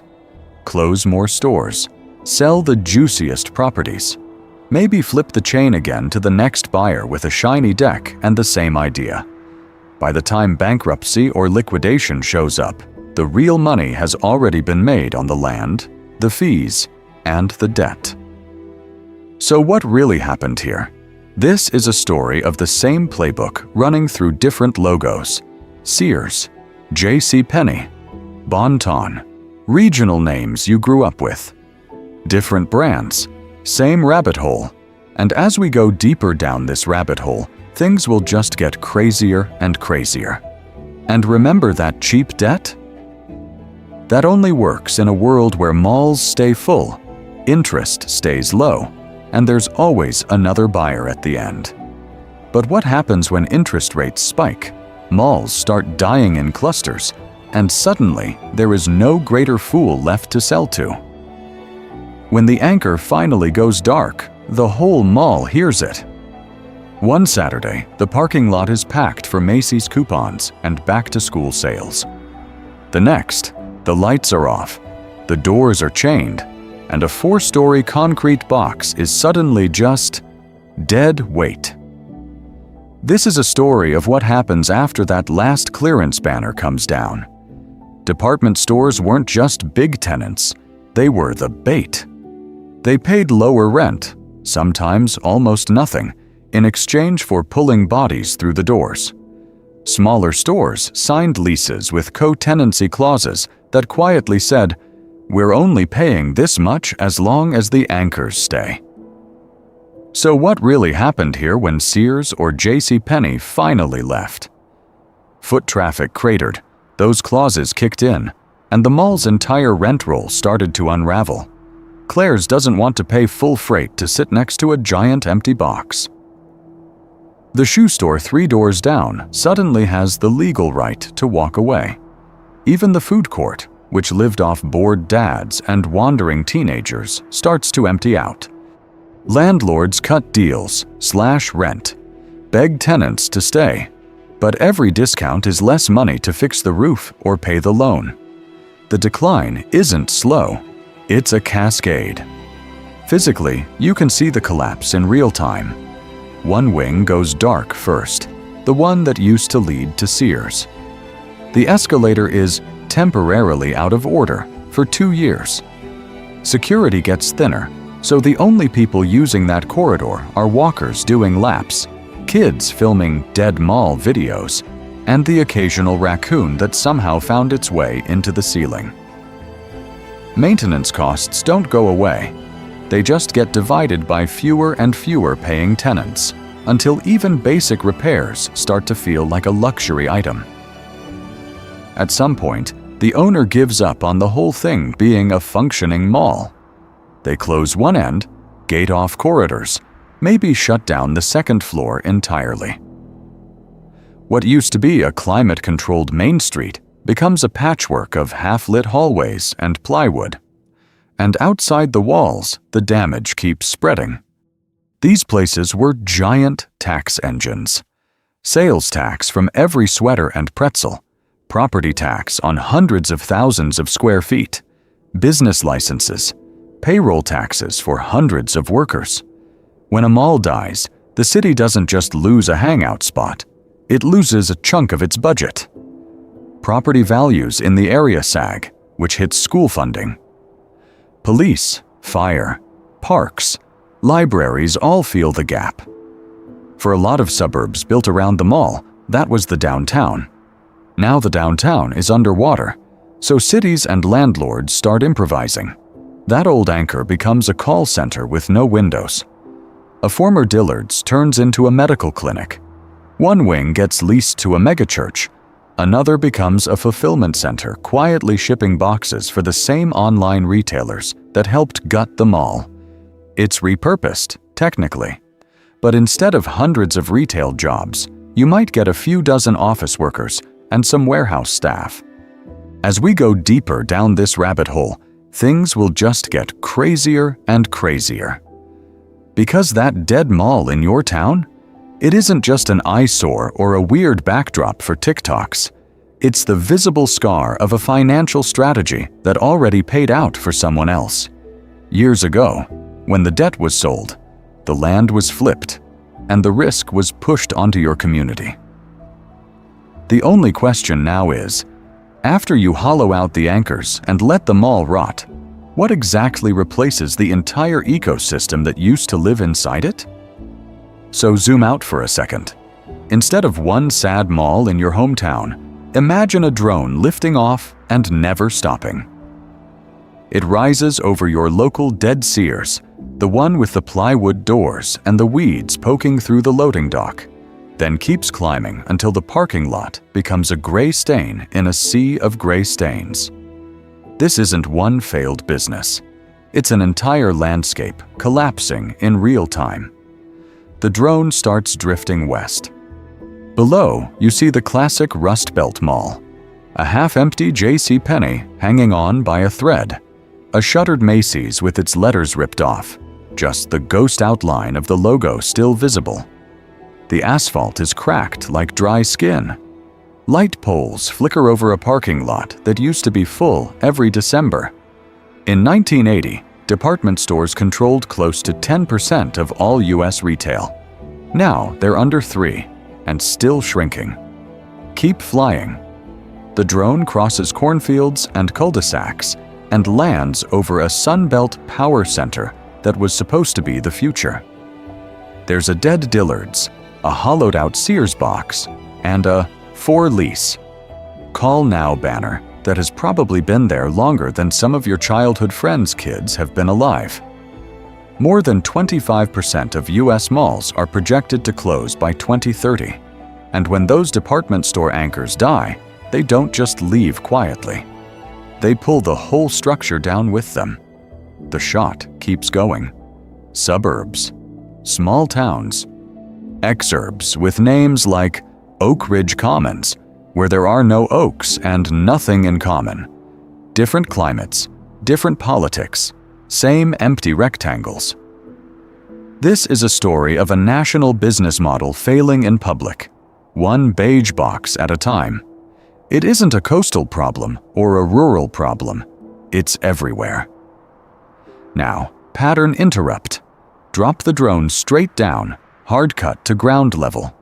Inside one of these shells, a teenager used to work their first job at the fragrance counter, learning how to deal with rude rich customers and count a register drawer without messing up. A retiree used this same corridor as a walking track every morning at 9 a.m. because it was safe, air-conditioned, and free. A family took the same Santa photo on the same escalator landing every year, building a weird little personal tradition under fluorescent lights. When the anchor closes, all of that disappears. Not just the money, not just the jobs, but the small, boring rituals that quietly hold a community together. So what really happened here? How do you go from holiday traffic jams to a parking lot that looks like an abandoned movie set? As we go deeper down this rabbit hole, things will just get crazier and crazier, because this drone shot is only showing the bodies. The next question is the uncomfortable one. After you kill off this entire ecosystem, what actually moves into the carcass? What moves into a dead department store? Not another glamorous 4-story palace of middle-class dreams.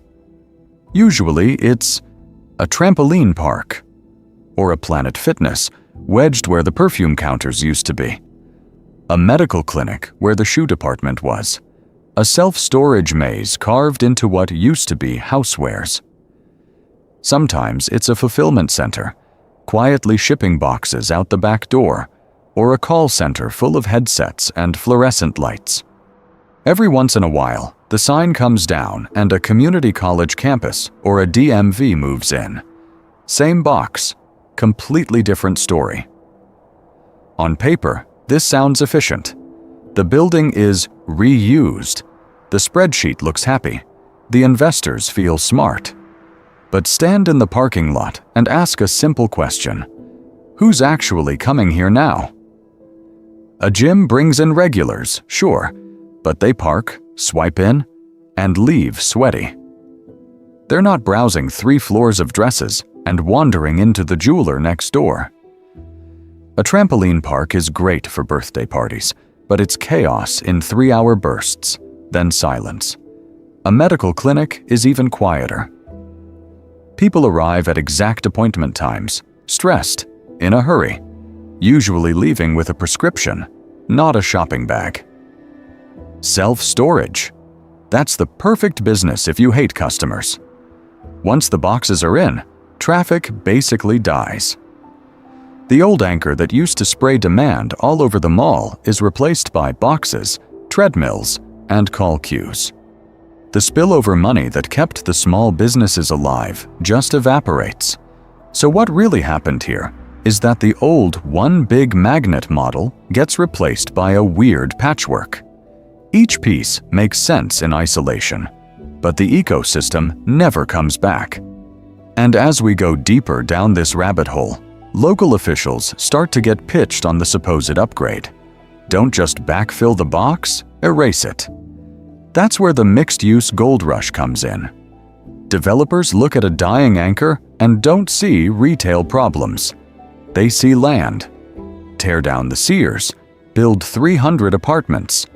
Gut the JCPenney, put in offices on top, restaurants and cute boutiques on the bottom. Call it a lifestyle center and add string lights. The marketing photos are gorgeous. Yoga on the lawn. Wine bars instead of washing machines. Some of these projects are genuinely creative. They add real housing, real public space, and give people somewhere to be that isn't just buying stuff. This is a story of cities trying to fix past mistakes. But a lot of it is just the same game in a nicer outfit. The goal isn't to replace thousands of lost middle-class retail jobs. It's to maximize the dirt's value for whoever owns the deed now. The rich spreadsheet wins, even if the workers don't. And here's the quiet punchline. As the physical infrastructure of the department store disappears, the cultural infrastructure that trained generations to gather, to browse, to bump into childhood friends in the food court, that's dissolving too. If the old anchors are gone, what exactly is holding the community together now? So here's the uncomfortable part nobody puts on the liquidation banner. Those dead department stores were never just about buying stuff. They were indoor streets with air conditioning. They were the closest thing a lot of suburbs ever had to a town square. You could show up with no money and still feel like you were part of something. Walk laps on a rainy day. Sit on a bench and people watch. Let your kids ride the escalator like it was a theme park. No one asked you to subscribe, log in, or buy a $7 latte to justify your existence. In a car-dependent suburb, that's not a small detail. That's the difference between having a public life and living entirely in your house and your car. And then there were the rituals. Holiday windows that turned a regular Tuesday sidewalk into a moving crowd. The annual Santa visit, where the line wrapped past perfume counters and bored dads guarded strollers. Wedding registries, where two mildly terrified 20-somethings were handed a scanner gun and told to build their future, one blender at a time. Back-to-school shopping that felt like a reset button on childhood, even if all you got was 2 pairs of jeans and a backpack. These weren't just marketing ideas. They were shared cultural touchpoints. You and your friends could walk into a random mall in a random state and instantly understand the script. You knew where the juniors section was, where the "don't touch that, it's for guests" china lived, where the clearance rack whispered that maybe, just maybe, you could afford something that looked rich. Behind the scenes, the store was also training half the town.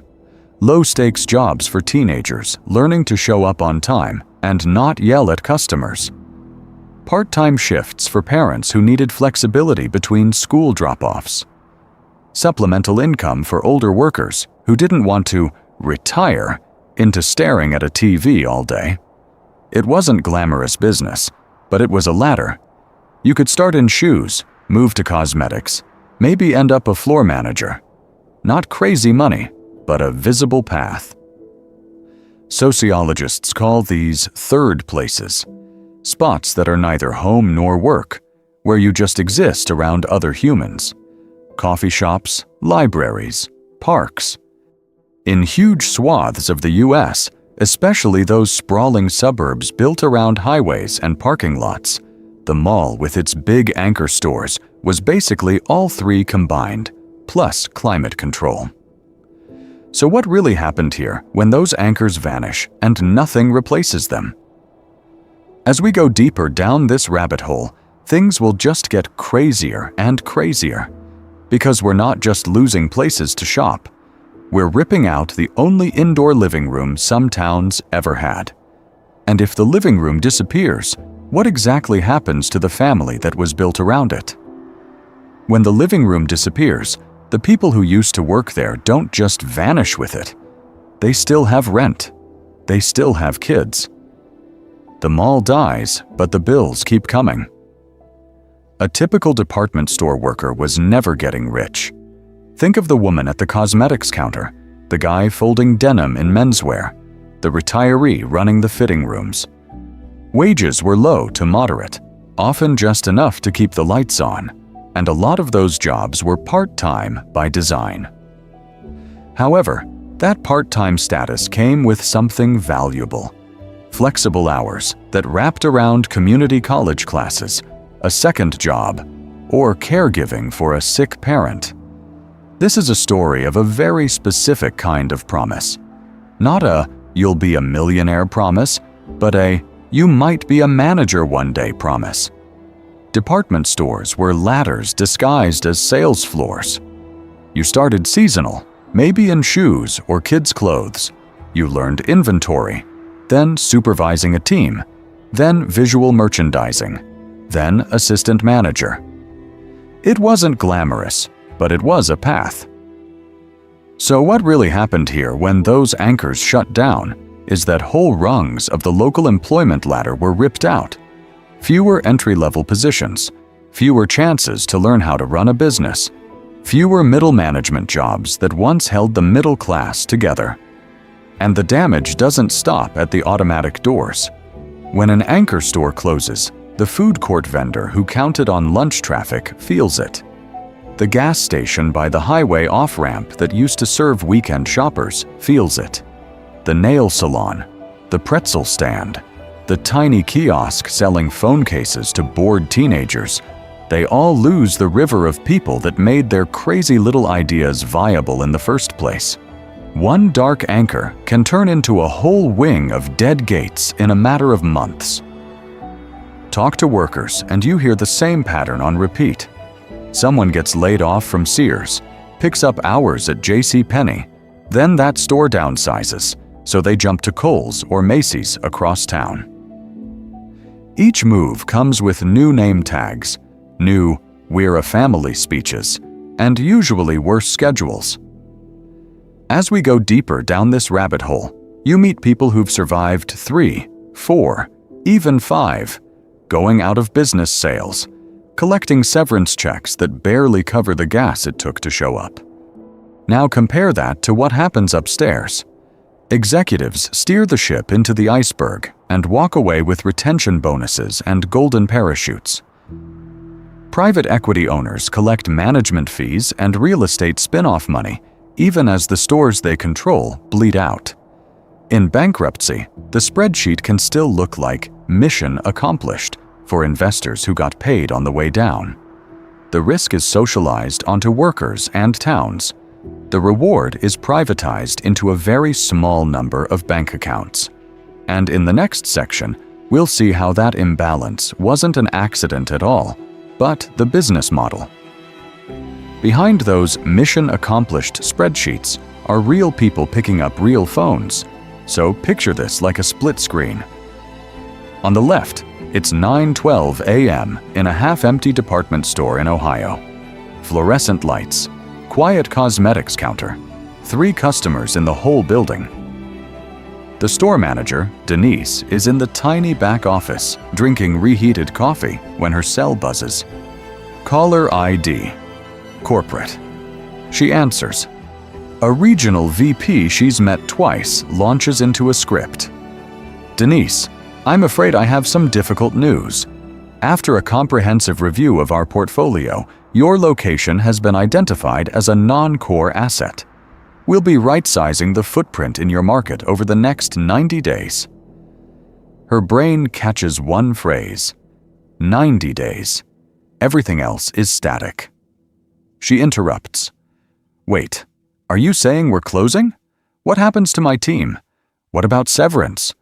What about my health insurance? I've got people with kids, with medical problems, with... What am I supposed to tell them?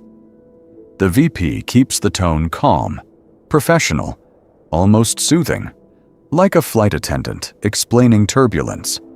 We'll have a transition package. HR will host a webinar. You'll receive details in an email. The call ends in under 7 minutes. Now the right side of the screen. Same day, 2 hours later. Different call. This one is an investor relations webcast. Analysts from New York, Boston, a few very rich friends on speakerphone. The CFO is walking through slides with that same closure baked in, but the language is different. We're accelerating our strategic portfolio optimization, he says.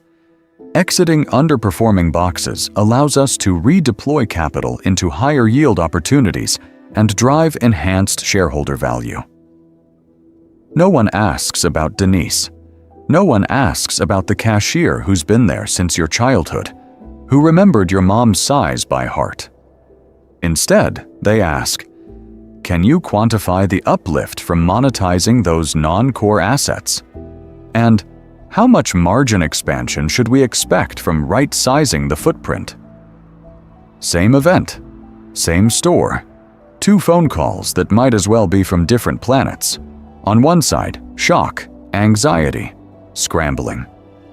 Denise is already making a list. Who needs a reference first? Who's close to retirement?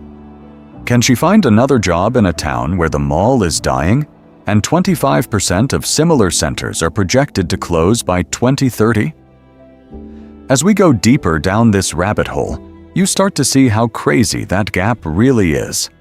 On the other side, it's calm, almost boring. Just another lever in the model. They debate whether the closures hit earnings this quarter or next. Someone says, this is a story of disciplined capital allocation. Another calls it a controlled demolition of low productivity space. Denise calls her assistant manager in tears. The CFO ends his call with, "Great, appreciate the questions," and logs off for lunch. So what really happened here? A store died. But in the language of business, it didn't die. It was optimized.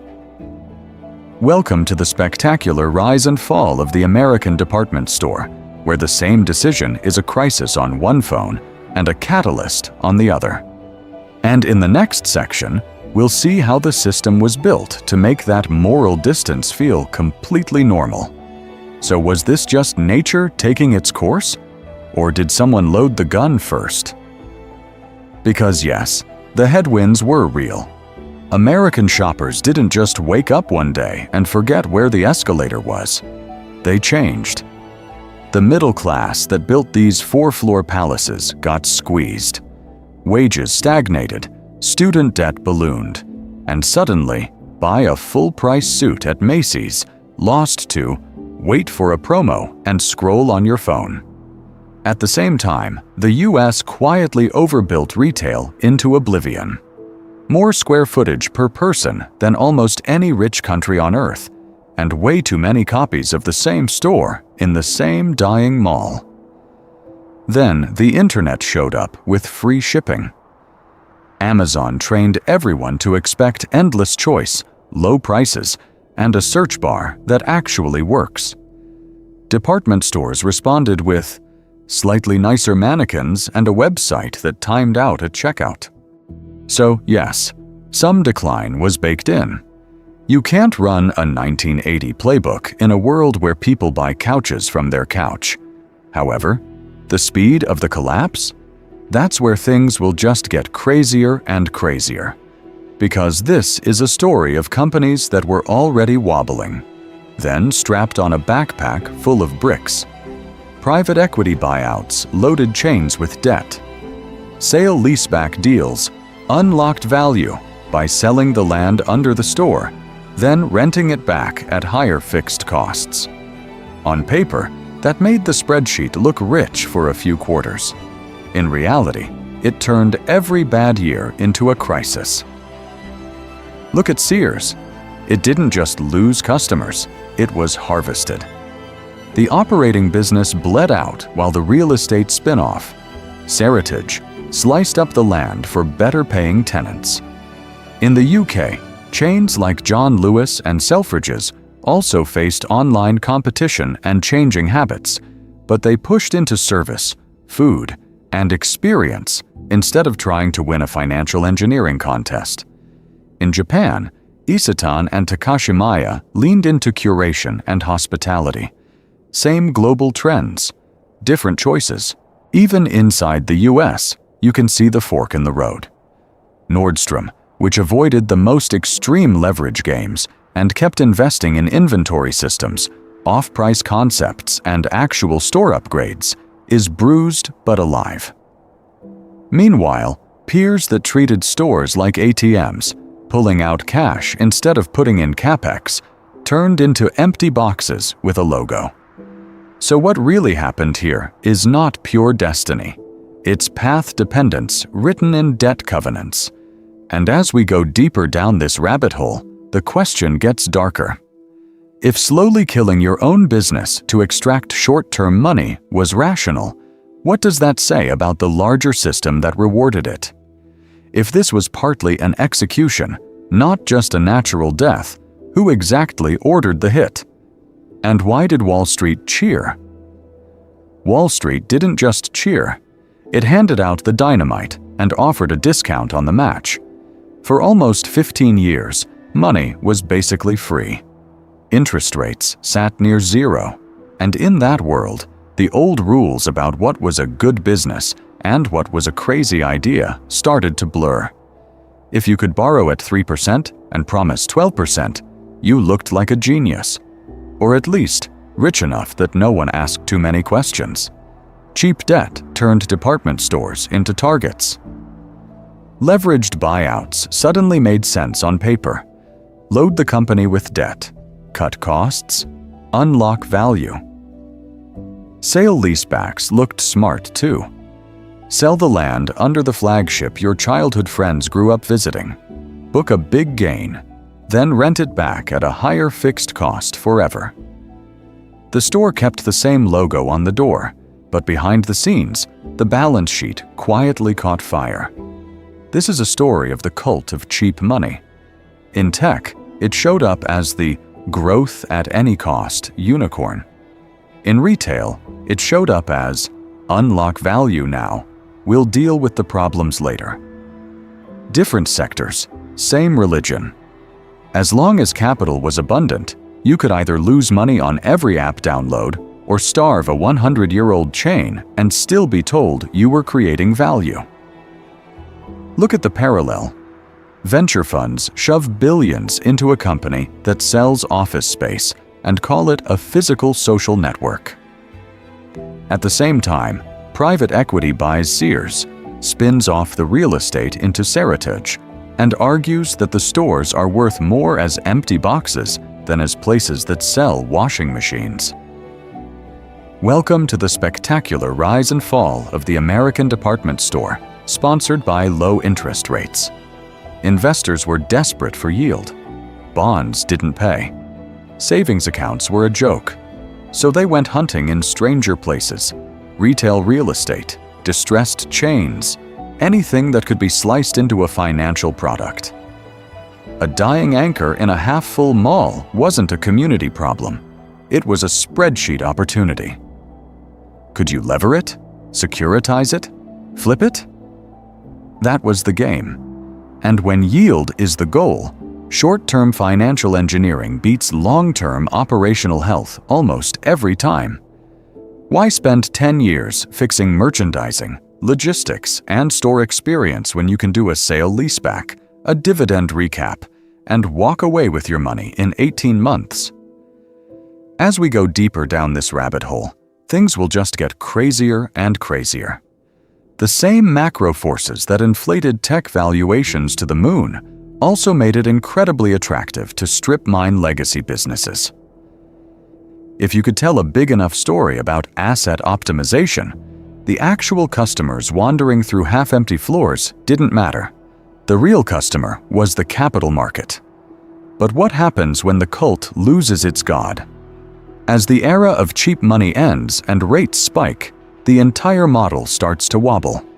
The debt gets heavier, the exits get smaller, and the next wave of industries in the crosshairs might look very familiar.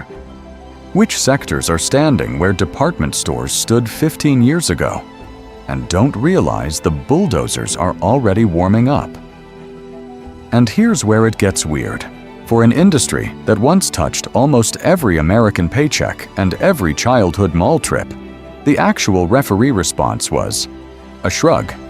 Dozens of giant chains went under. Sears, JCPenney, Bon-Ton, Toys R Us, Lord & Taylor, regional friends you grew up with that vanished overnight. Billions in debt vaporized, hundreds of thousands of jobs gone, whole towns hollowed out. If a dozen mid-size banks had failed like that, you'd have emergency meetings, primetime hearings, acronyms on cable news. With retail, you mostly got, welp, that's Amazon for you. So what really happened here? Why did one of the biggest slow-motion collapses in American business get treated like bad weather instead of a 5-alarm policy fire? Part of the answer is that the real action was buried inside term sheets and LLCs, not on CNBC chyrons. Private equity and big real estate owners didn't exactly hide what they were doing, but they made it boring on purpose. Complex sale leasebacks, layered holding companies, debt stacked on debt. Every mall anchor became a spreadsheet puzzle only 5 people in New York could actually decode. And those 5 people had really good lobbyists. In Washington, private equity money flows to both parties. Real estate groups show up with jobs projections, glossy renderings, and a simple idea: don't touch our tax treatment, don't cap our leverage, and definitely don't ask too many questions about why this store is paying market rent to a landlord owned by the same fund that owns the store. There were moments where the mask slipped. A few hearings where senators waved charts about leveraged buyouts in retail. GAO reports warning that debt-loaded chains were far more likely to go bankrupt and leave workers stranded. Some tough questions when Toys R Us imploded and 30,000 people found out private equity was not their friend. But those flashes of outrage never turned into real rules. No hard limits on the debt you can strap to a retailer. No automatic severance floors for workers when a buyout goes bad. No serious effort to treat these deals the way we treat, say, risky bank mergers. It was like everyone agreed this was sad, but also just the market at work. Meanwhile, at the local level, things will just get crazier and crazier. Mayors and county officials were stuck in a different game entirely, begging the mall not to die on their watch. Cities handed out property tax abatements, infrastructure giveaways, even built new highway exits just to land or keep a department store that was already bleeding out. You'd have a ribbon cutting for a saved anchor tenant on Saturday, and a credit downgrade for the same chain on Monday. Welcome to the spectacular rise and fall of the municipal subsidy. Everyone knew the model had problems. Nobody wanted to be the town that blinked first. And because the collapse wasn't one giant explosion, but 1,000 small implosions spread over years and zip codes, it never triggered that acute, on-camera crisis that forces systemic change. No single Lehman moment, just a slow, quiet demolition of the middle of the map. As we go deeper down this rabbit hole, the question becomes, when the anchors disappear and the subsidies stop working, what actually grows in the crater they leave behind? So let's hit pause on the slow-motion demolition and do something department store CEOs almost never got to do. Imagine it's 2:26. Someone wires you unlimited money and says, build a department store from scratch. No dead malls, no cursed leases, no 1987 IT system held together by one guy named Carl who's been there since your childhood. Clean sheet of paper. What do you build? You probably don't start by saying, give me 200,000 square feet and a perfume counter you can smell from space. You'd design a flexible box, or maybe a cluster of smaller boxes, where walls move, brands rotate, and nothing is bolted down for 20 years. 1 month, it's a sneaker drop and a local streetwear market. Next month, it's a cookware demo with an actual working kitchen instead of a sad pyramid of blenders. Inventory? You'd keep way less of it. The floor becomes a showroom, not a warehouse. Every tag is scannable. Every mirror is a screen. And if your size isn't on the rack, it's on your phone, at the front desk, or on a same-day delivery truck. Returns from online orders don't get shoved into a mysterious backroom. They're the main event. Walk in with 3 boxes from 5 different brands. Walk out in under 5 minutes with store credit, cash, or a pickup of something better. You'd hardwire the place into the internet. Your app knows what you tried on last month. It suggests a stylist appointment, a repair workshop, or a resale event where you offload the jacket you regret buying. The store calendar looks less like one-day sale and more like a neighborhood schedule.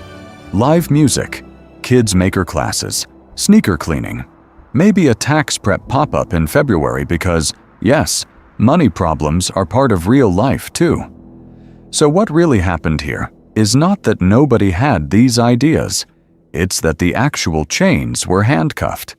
This is a story of legacy constraints winning a slow war against imagination. They were locked into massive boxes in dying malls with 30-year leases and rent escalators that assumed endless growth. Their IT was a fossil bed of half-integrated systems where adding buy online, pick up in store felt like open-heart surgery. Every dollar to experiment had to compete with debt payments, dividend promises, and the quiet demand to keep the real estate looking rich on paper. As we go deeper down this rabbit hole, things will just get crazier and crazier. Because the perfect modern department store is almost the opposite of what they were structurally built to be. Light on inventory, heavy on data, fewer anonymous racks, more curated experiences, less about owning stuff, more about circulating it. And that clean sheet fantasy isn't just a fun thought experiment. It's the pivot point. If you start from that 2026 blueprint and work backward, you can see which pieces might actually survive and what a healthier retail ecosystem could grow in the crater those old anchors left behind. And when you look at that 2026 blueprint, you realize something uncomfortable. Some players already started building it while everyone else was still arguing about coupon policies.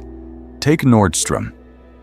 They quietly shrank the classic box and spun up Nordstrom Rack, which now does billions selling the same brands, but with the lights a little dimmer and the prices a lot lower. They added Nordstrom local stores with no inventory, just tailoring, pickup, returns, and very good coffee. That's not an accident. That's a department store admitting the old idea is broken, then squeezing whatever still works. Or look at Dillard's, the chain everyone forgets exists until they see it still open. They didn't chase every trend. They kept tighter control of inventory, owned more of their real estate, and resisted the crazy promotional arms race.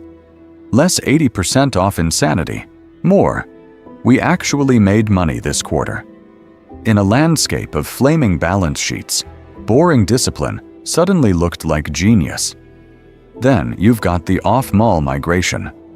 Kohl's built its whole business on being kind of like a department store, but next to your dentist and a Panera.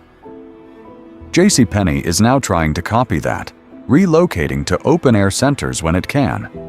Macy's is testing smaller, Market by Macy's concepts in strip centers because those 4 floors in the dead mall are now a liability, not a flex. Shrinking the footprint isn't just about rent. It's about admitting that nobody needs 40,000 square feet of beige anymore. Off-price under the same corporate umbrella became another survival hack. Macy's tried Backstage.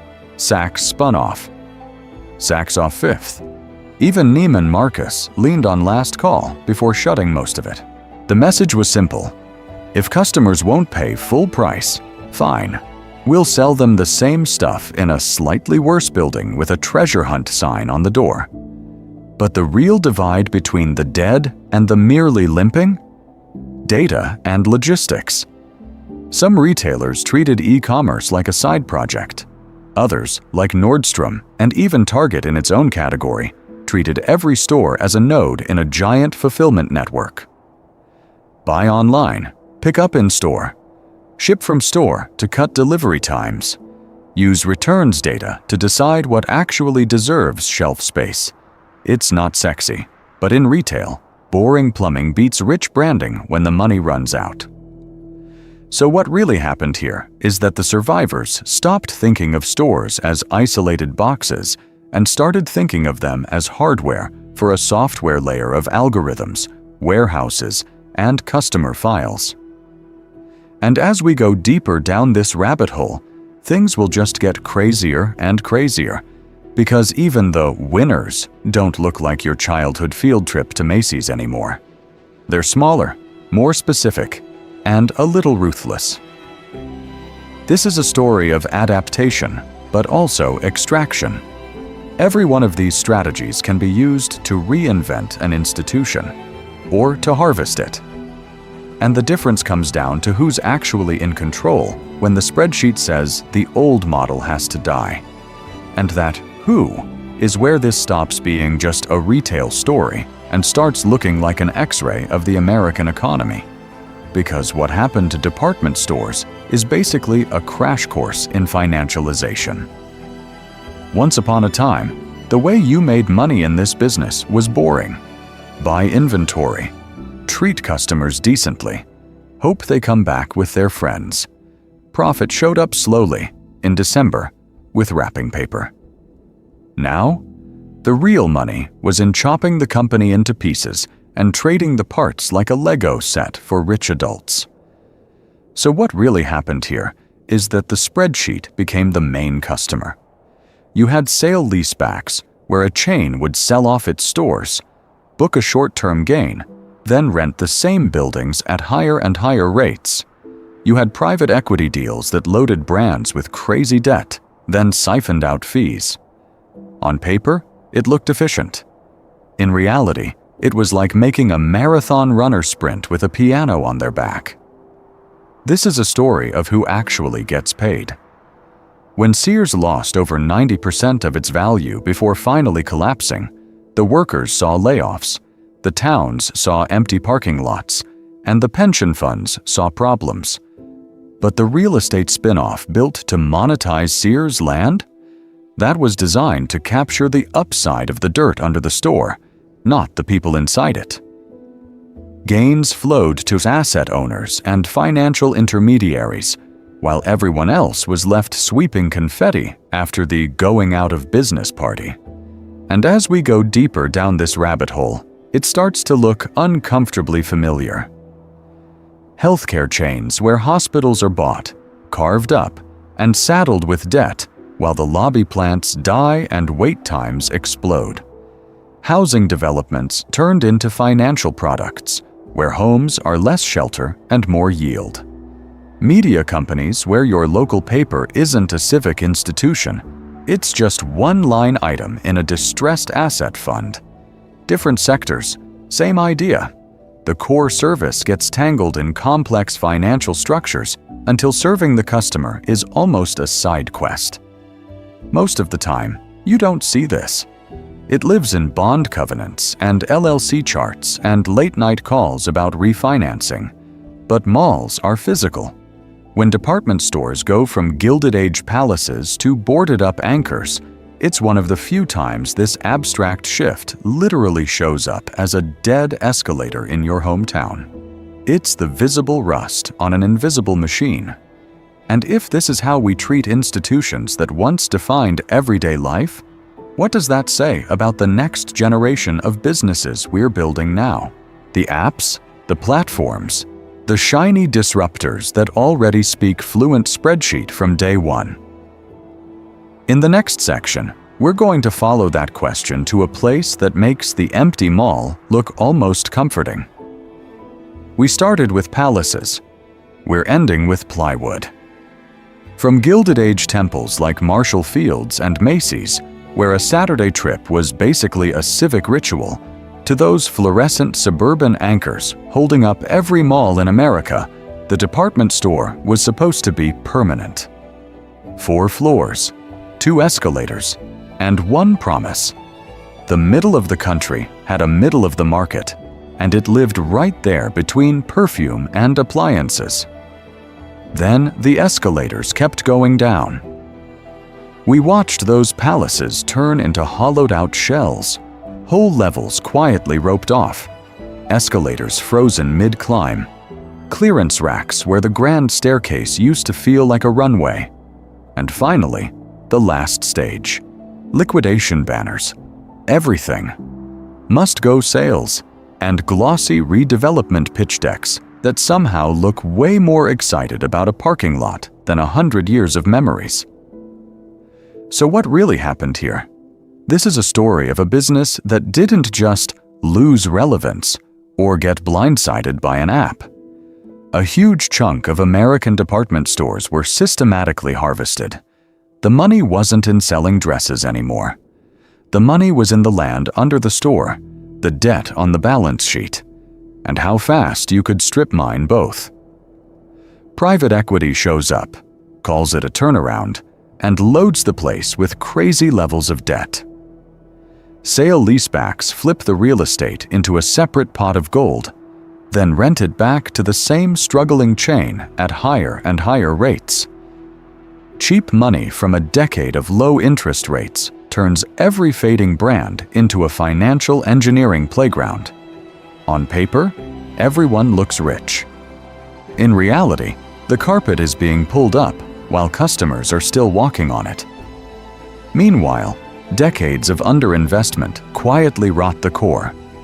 Dingy fitting rooms, broken tiles, the same tired brands, the same tired coupons, the same tired lighting that makes everyone look slightly sick. E-commerce didn't create those problems. It just gave shoppers a clean, well-lit escape hatch. Amazon and online shopping mattered, sure. So did changing tastes. But they were accelerants poured onto a structure already weakened by extraction, bad real estate bets, and a collapsing middle class that couldn't keep funding the fantasy of endless doorbusters. When half your customers are trading down to dollar stores and the other half are chasing experiences instead of stuff, that 4-floor compromise in the middle starts to look like the worst of both worlds. As we go deeper down this rabbit hole, things will just get crazier and crazier. Because behind every going out of business sign, there's usually a spreadsheet quietly saying, "Mission accomplished." America didn't just lose its department stores. They were harvested. And once you see that, you can't walk past a shuttered anchor or a shiny new disruptor without wondering who's really planning the demolition this time. In the next section, we're going to take that question and aim it at the present. So once you realize the mall wasn't just unlucky, it was harvested, the obvious question is, what do you even do with that? You can't exactly personally refinance Sears. However, you can stop walking into the trap with your eyes closed. The first move is psychological. Start treating corporate language the way you'd treat a late-night infomercial. When you hear unlocking value, portfolio optimization, or strategic alternatives, don't clap. Translate. Unlocking value often means we're going to strip this business for parts. Portfolio optimization can mean we like the real estate, not the workers or the customers. Once you start translating, patterns jump out. A department store announces a sale-leaseback to free up cash for growth? That's a red flag. It usually means they just turned themselves from an owner into a rent-paying tenant, and some landlord or REIT gets rich while the store takes on a permanent new bill. As we go deeper down this rabbit hole, things will just get crazier and crazier, but the language stays soothing and familiar. The second move is to follow the money, not the logo. Who actually owns the chain you're walking into? Is it a family company, a public company, or a private equity fund that specializes in turnarounds?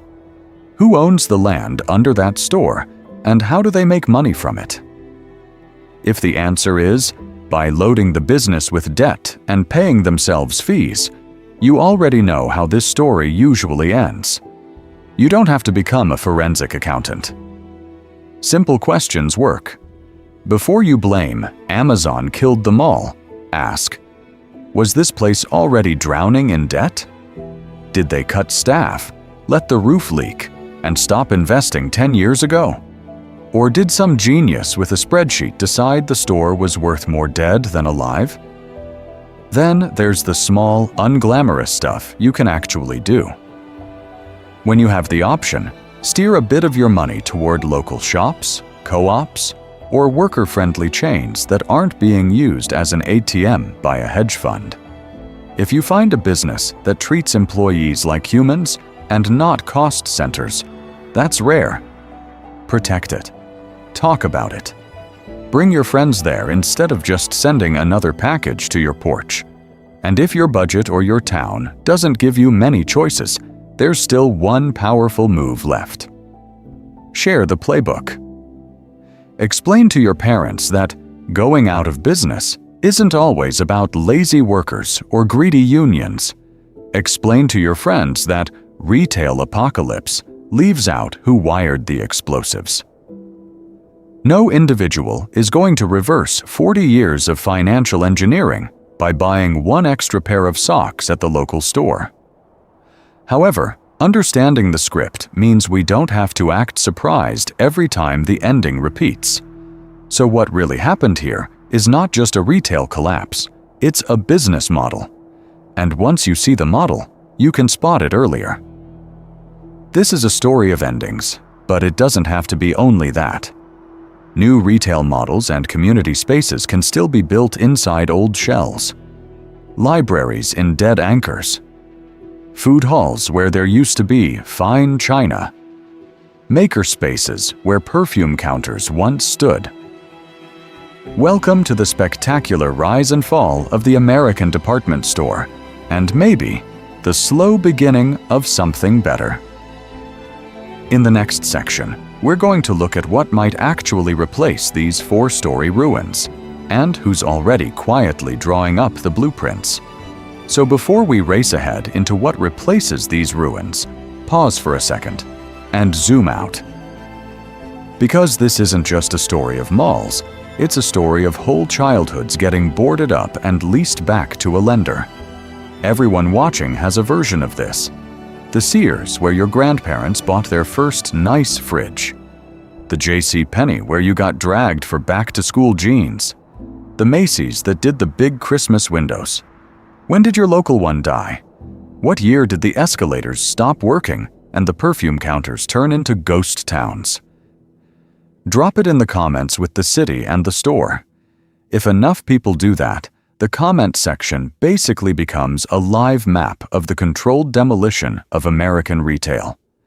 And send this to that one friend or uncle who still says, with total confidence, well, Amazon killed them all. What did you expect? You know the guy. Shops on Prime, feels rich when he saves $3 on paper towels, thinks that's the whole story. Ask them, if it was just Amazon, why did private equity-owned chains go bankrupt so much faster?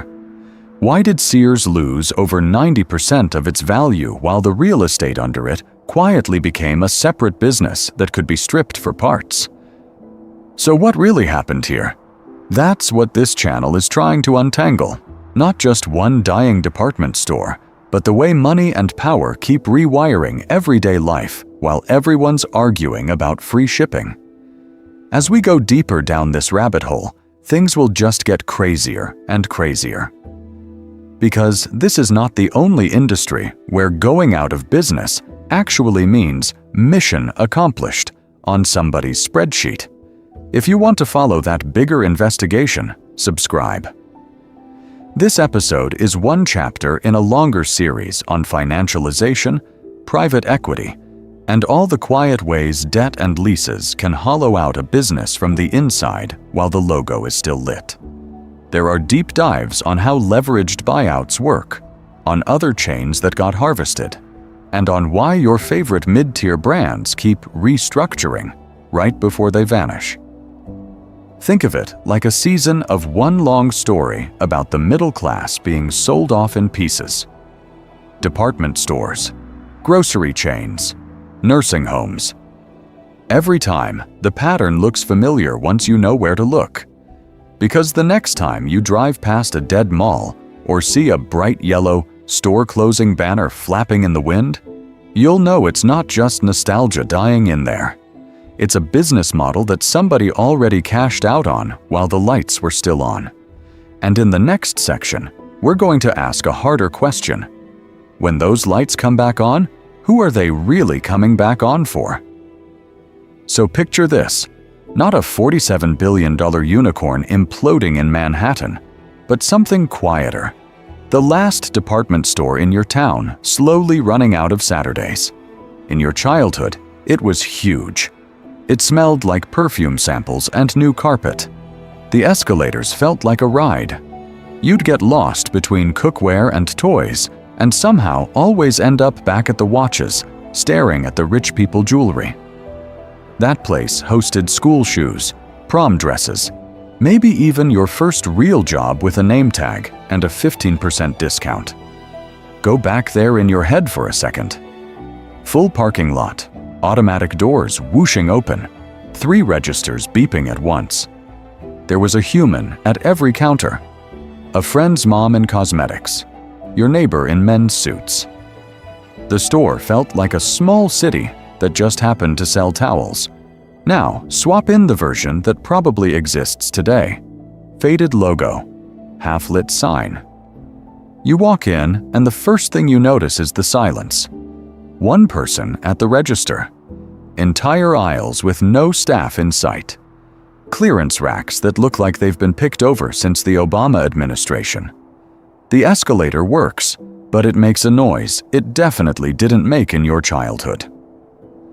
Next time you're actually there, treat it like an investigation. How many employees can you count on one floor? Are the fitting rooms open or locked with a handwritten sign? Is the air conditioning working everywhere? Or are there weird hot zones where the money has clearly stopped flowing? Little things tell the real story. Burned out bulbs, stained ceiling tiles, shelves with one lonely blender facing forward like it's trying to look confident. Check the inventory. Is it full of brands you recognize, or a graveyard of off-label stuff nobody asked for? Are there real displays, or just cardboard signs yelling about sales that feel permanent? Is there any energy at all, or does it feel like everyone inside is just waiting for a memo that never comes? Then ask the uncomfortable question: what path is this place actually on?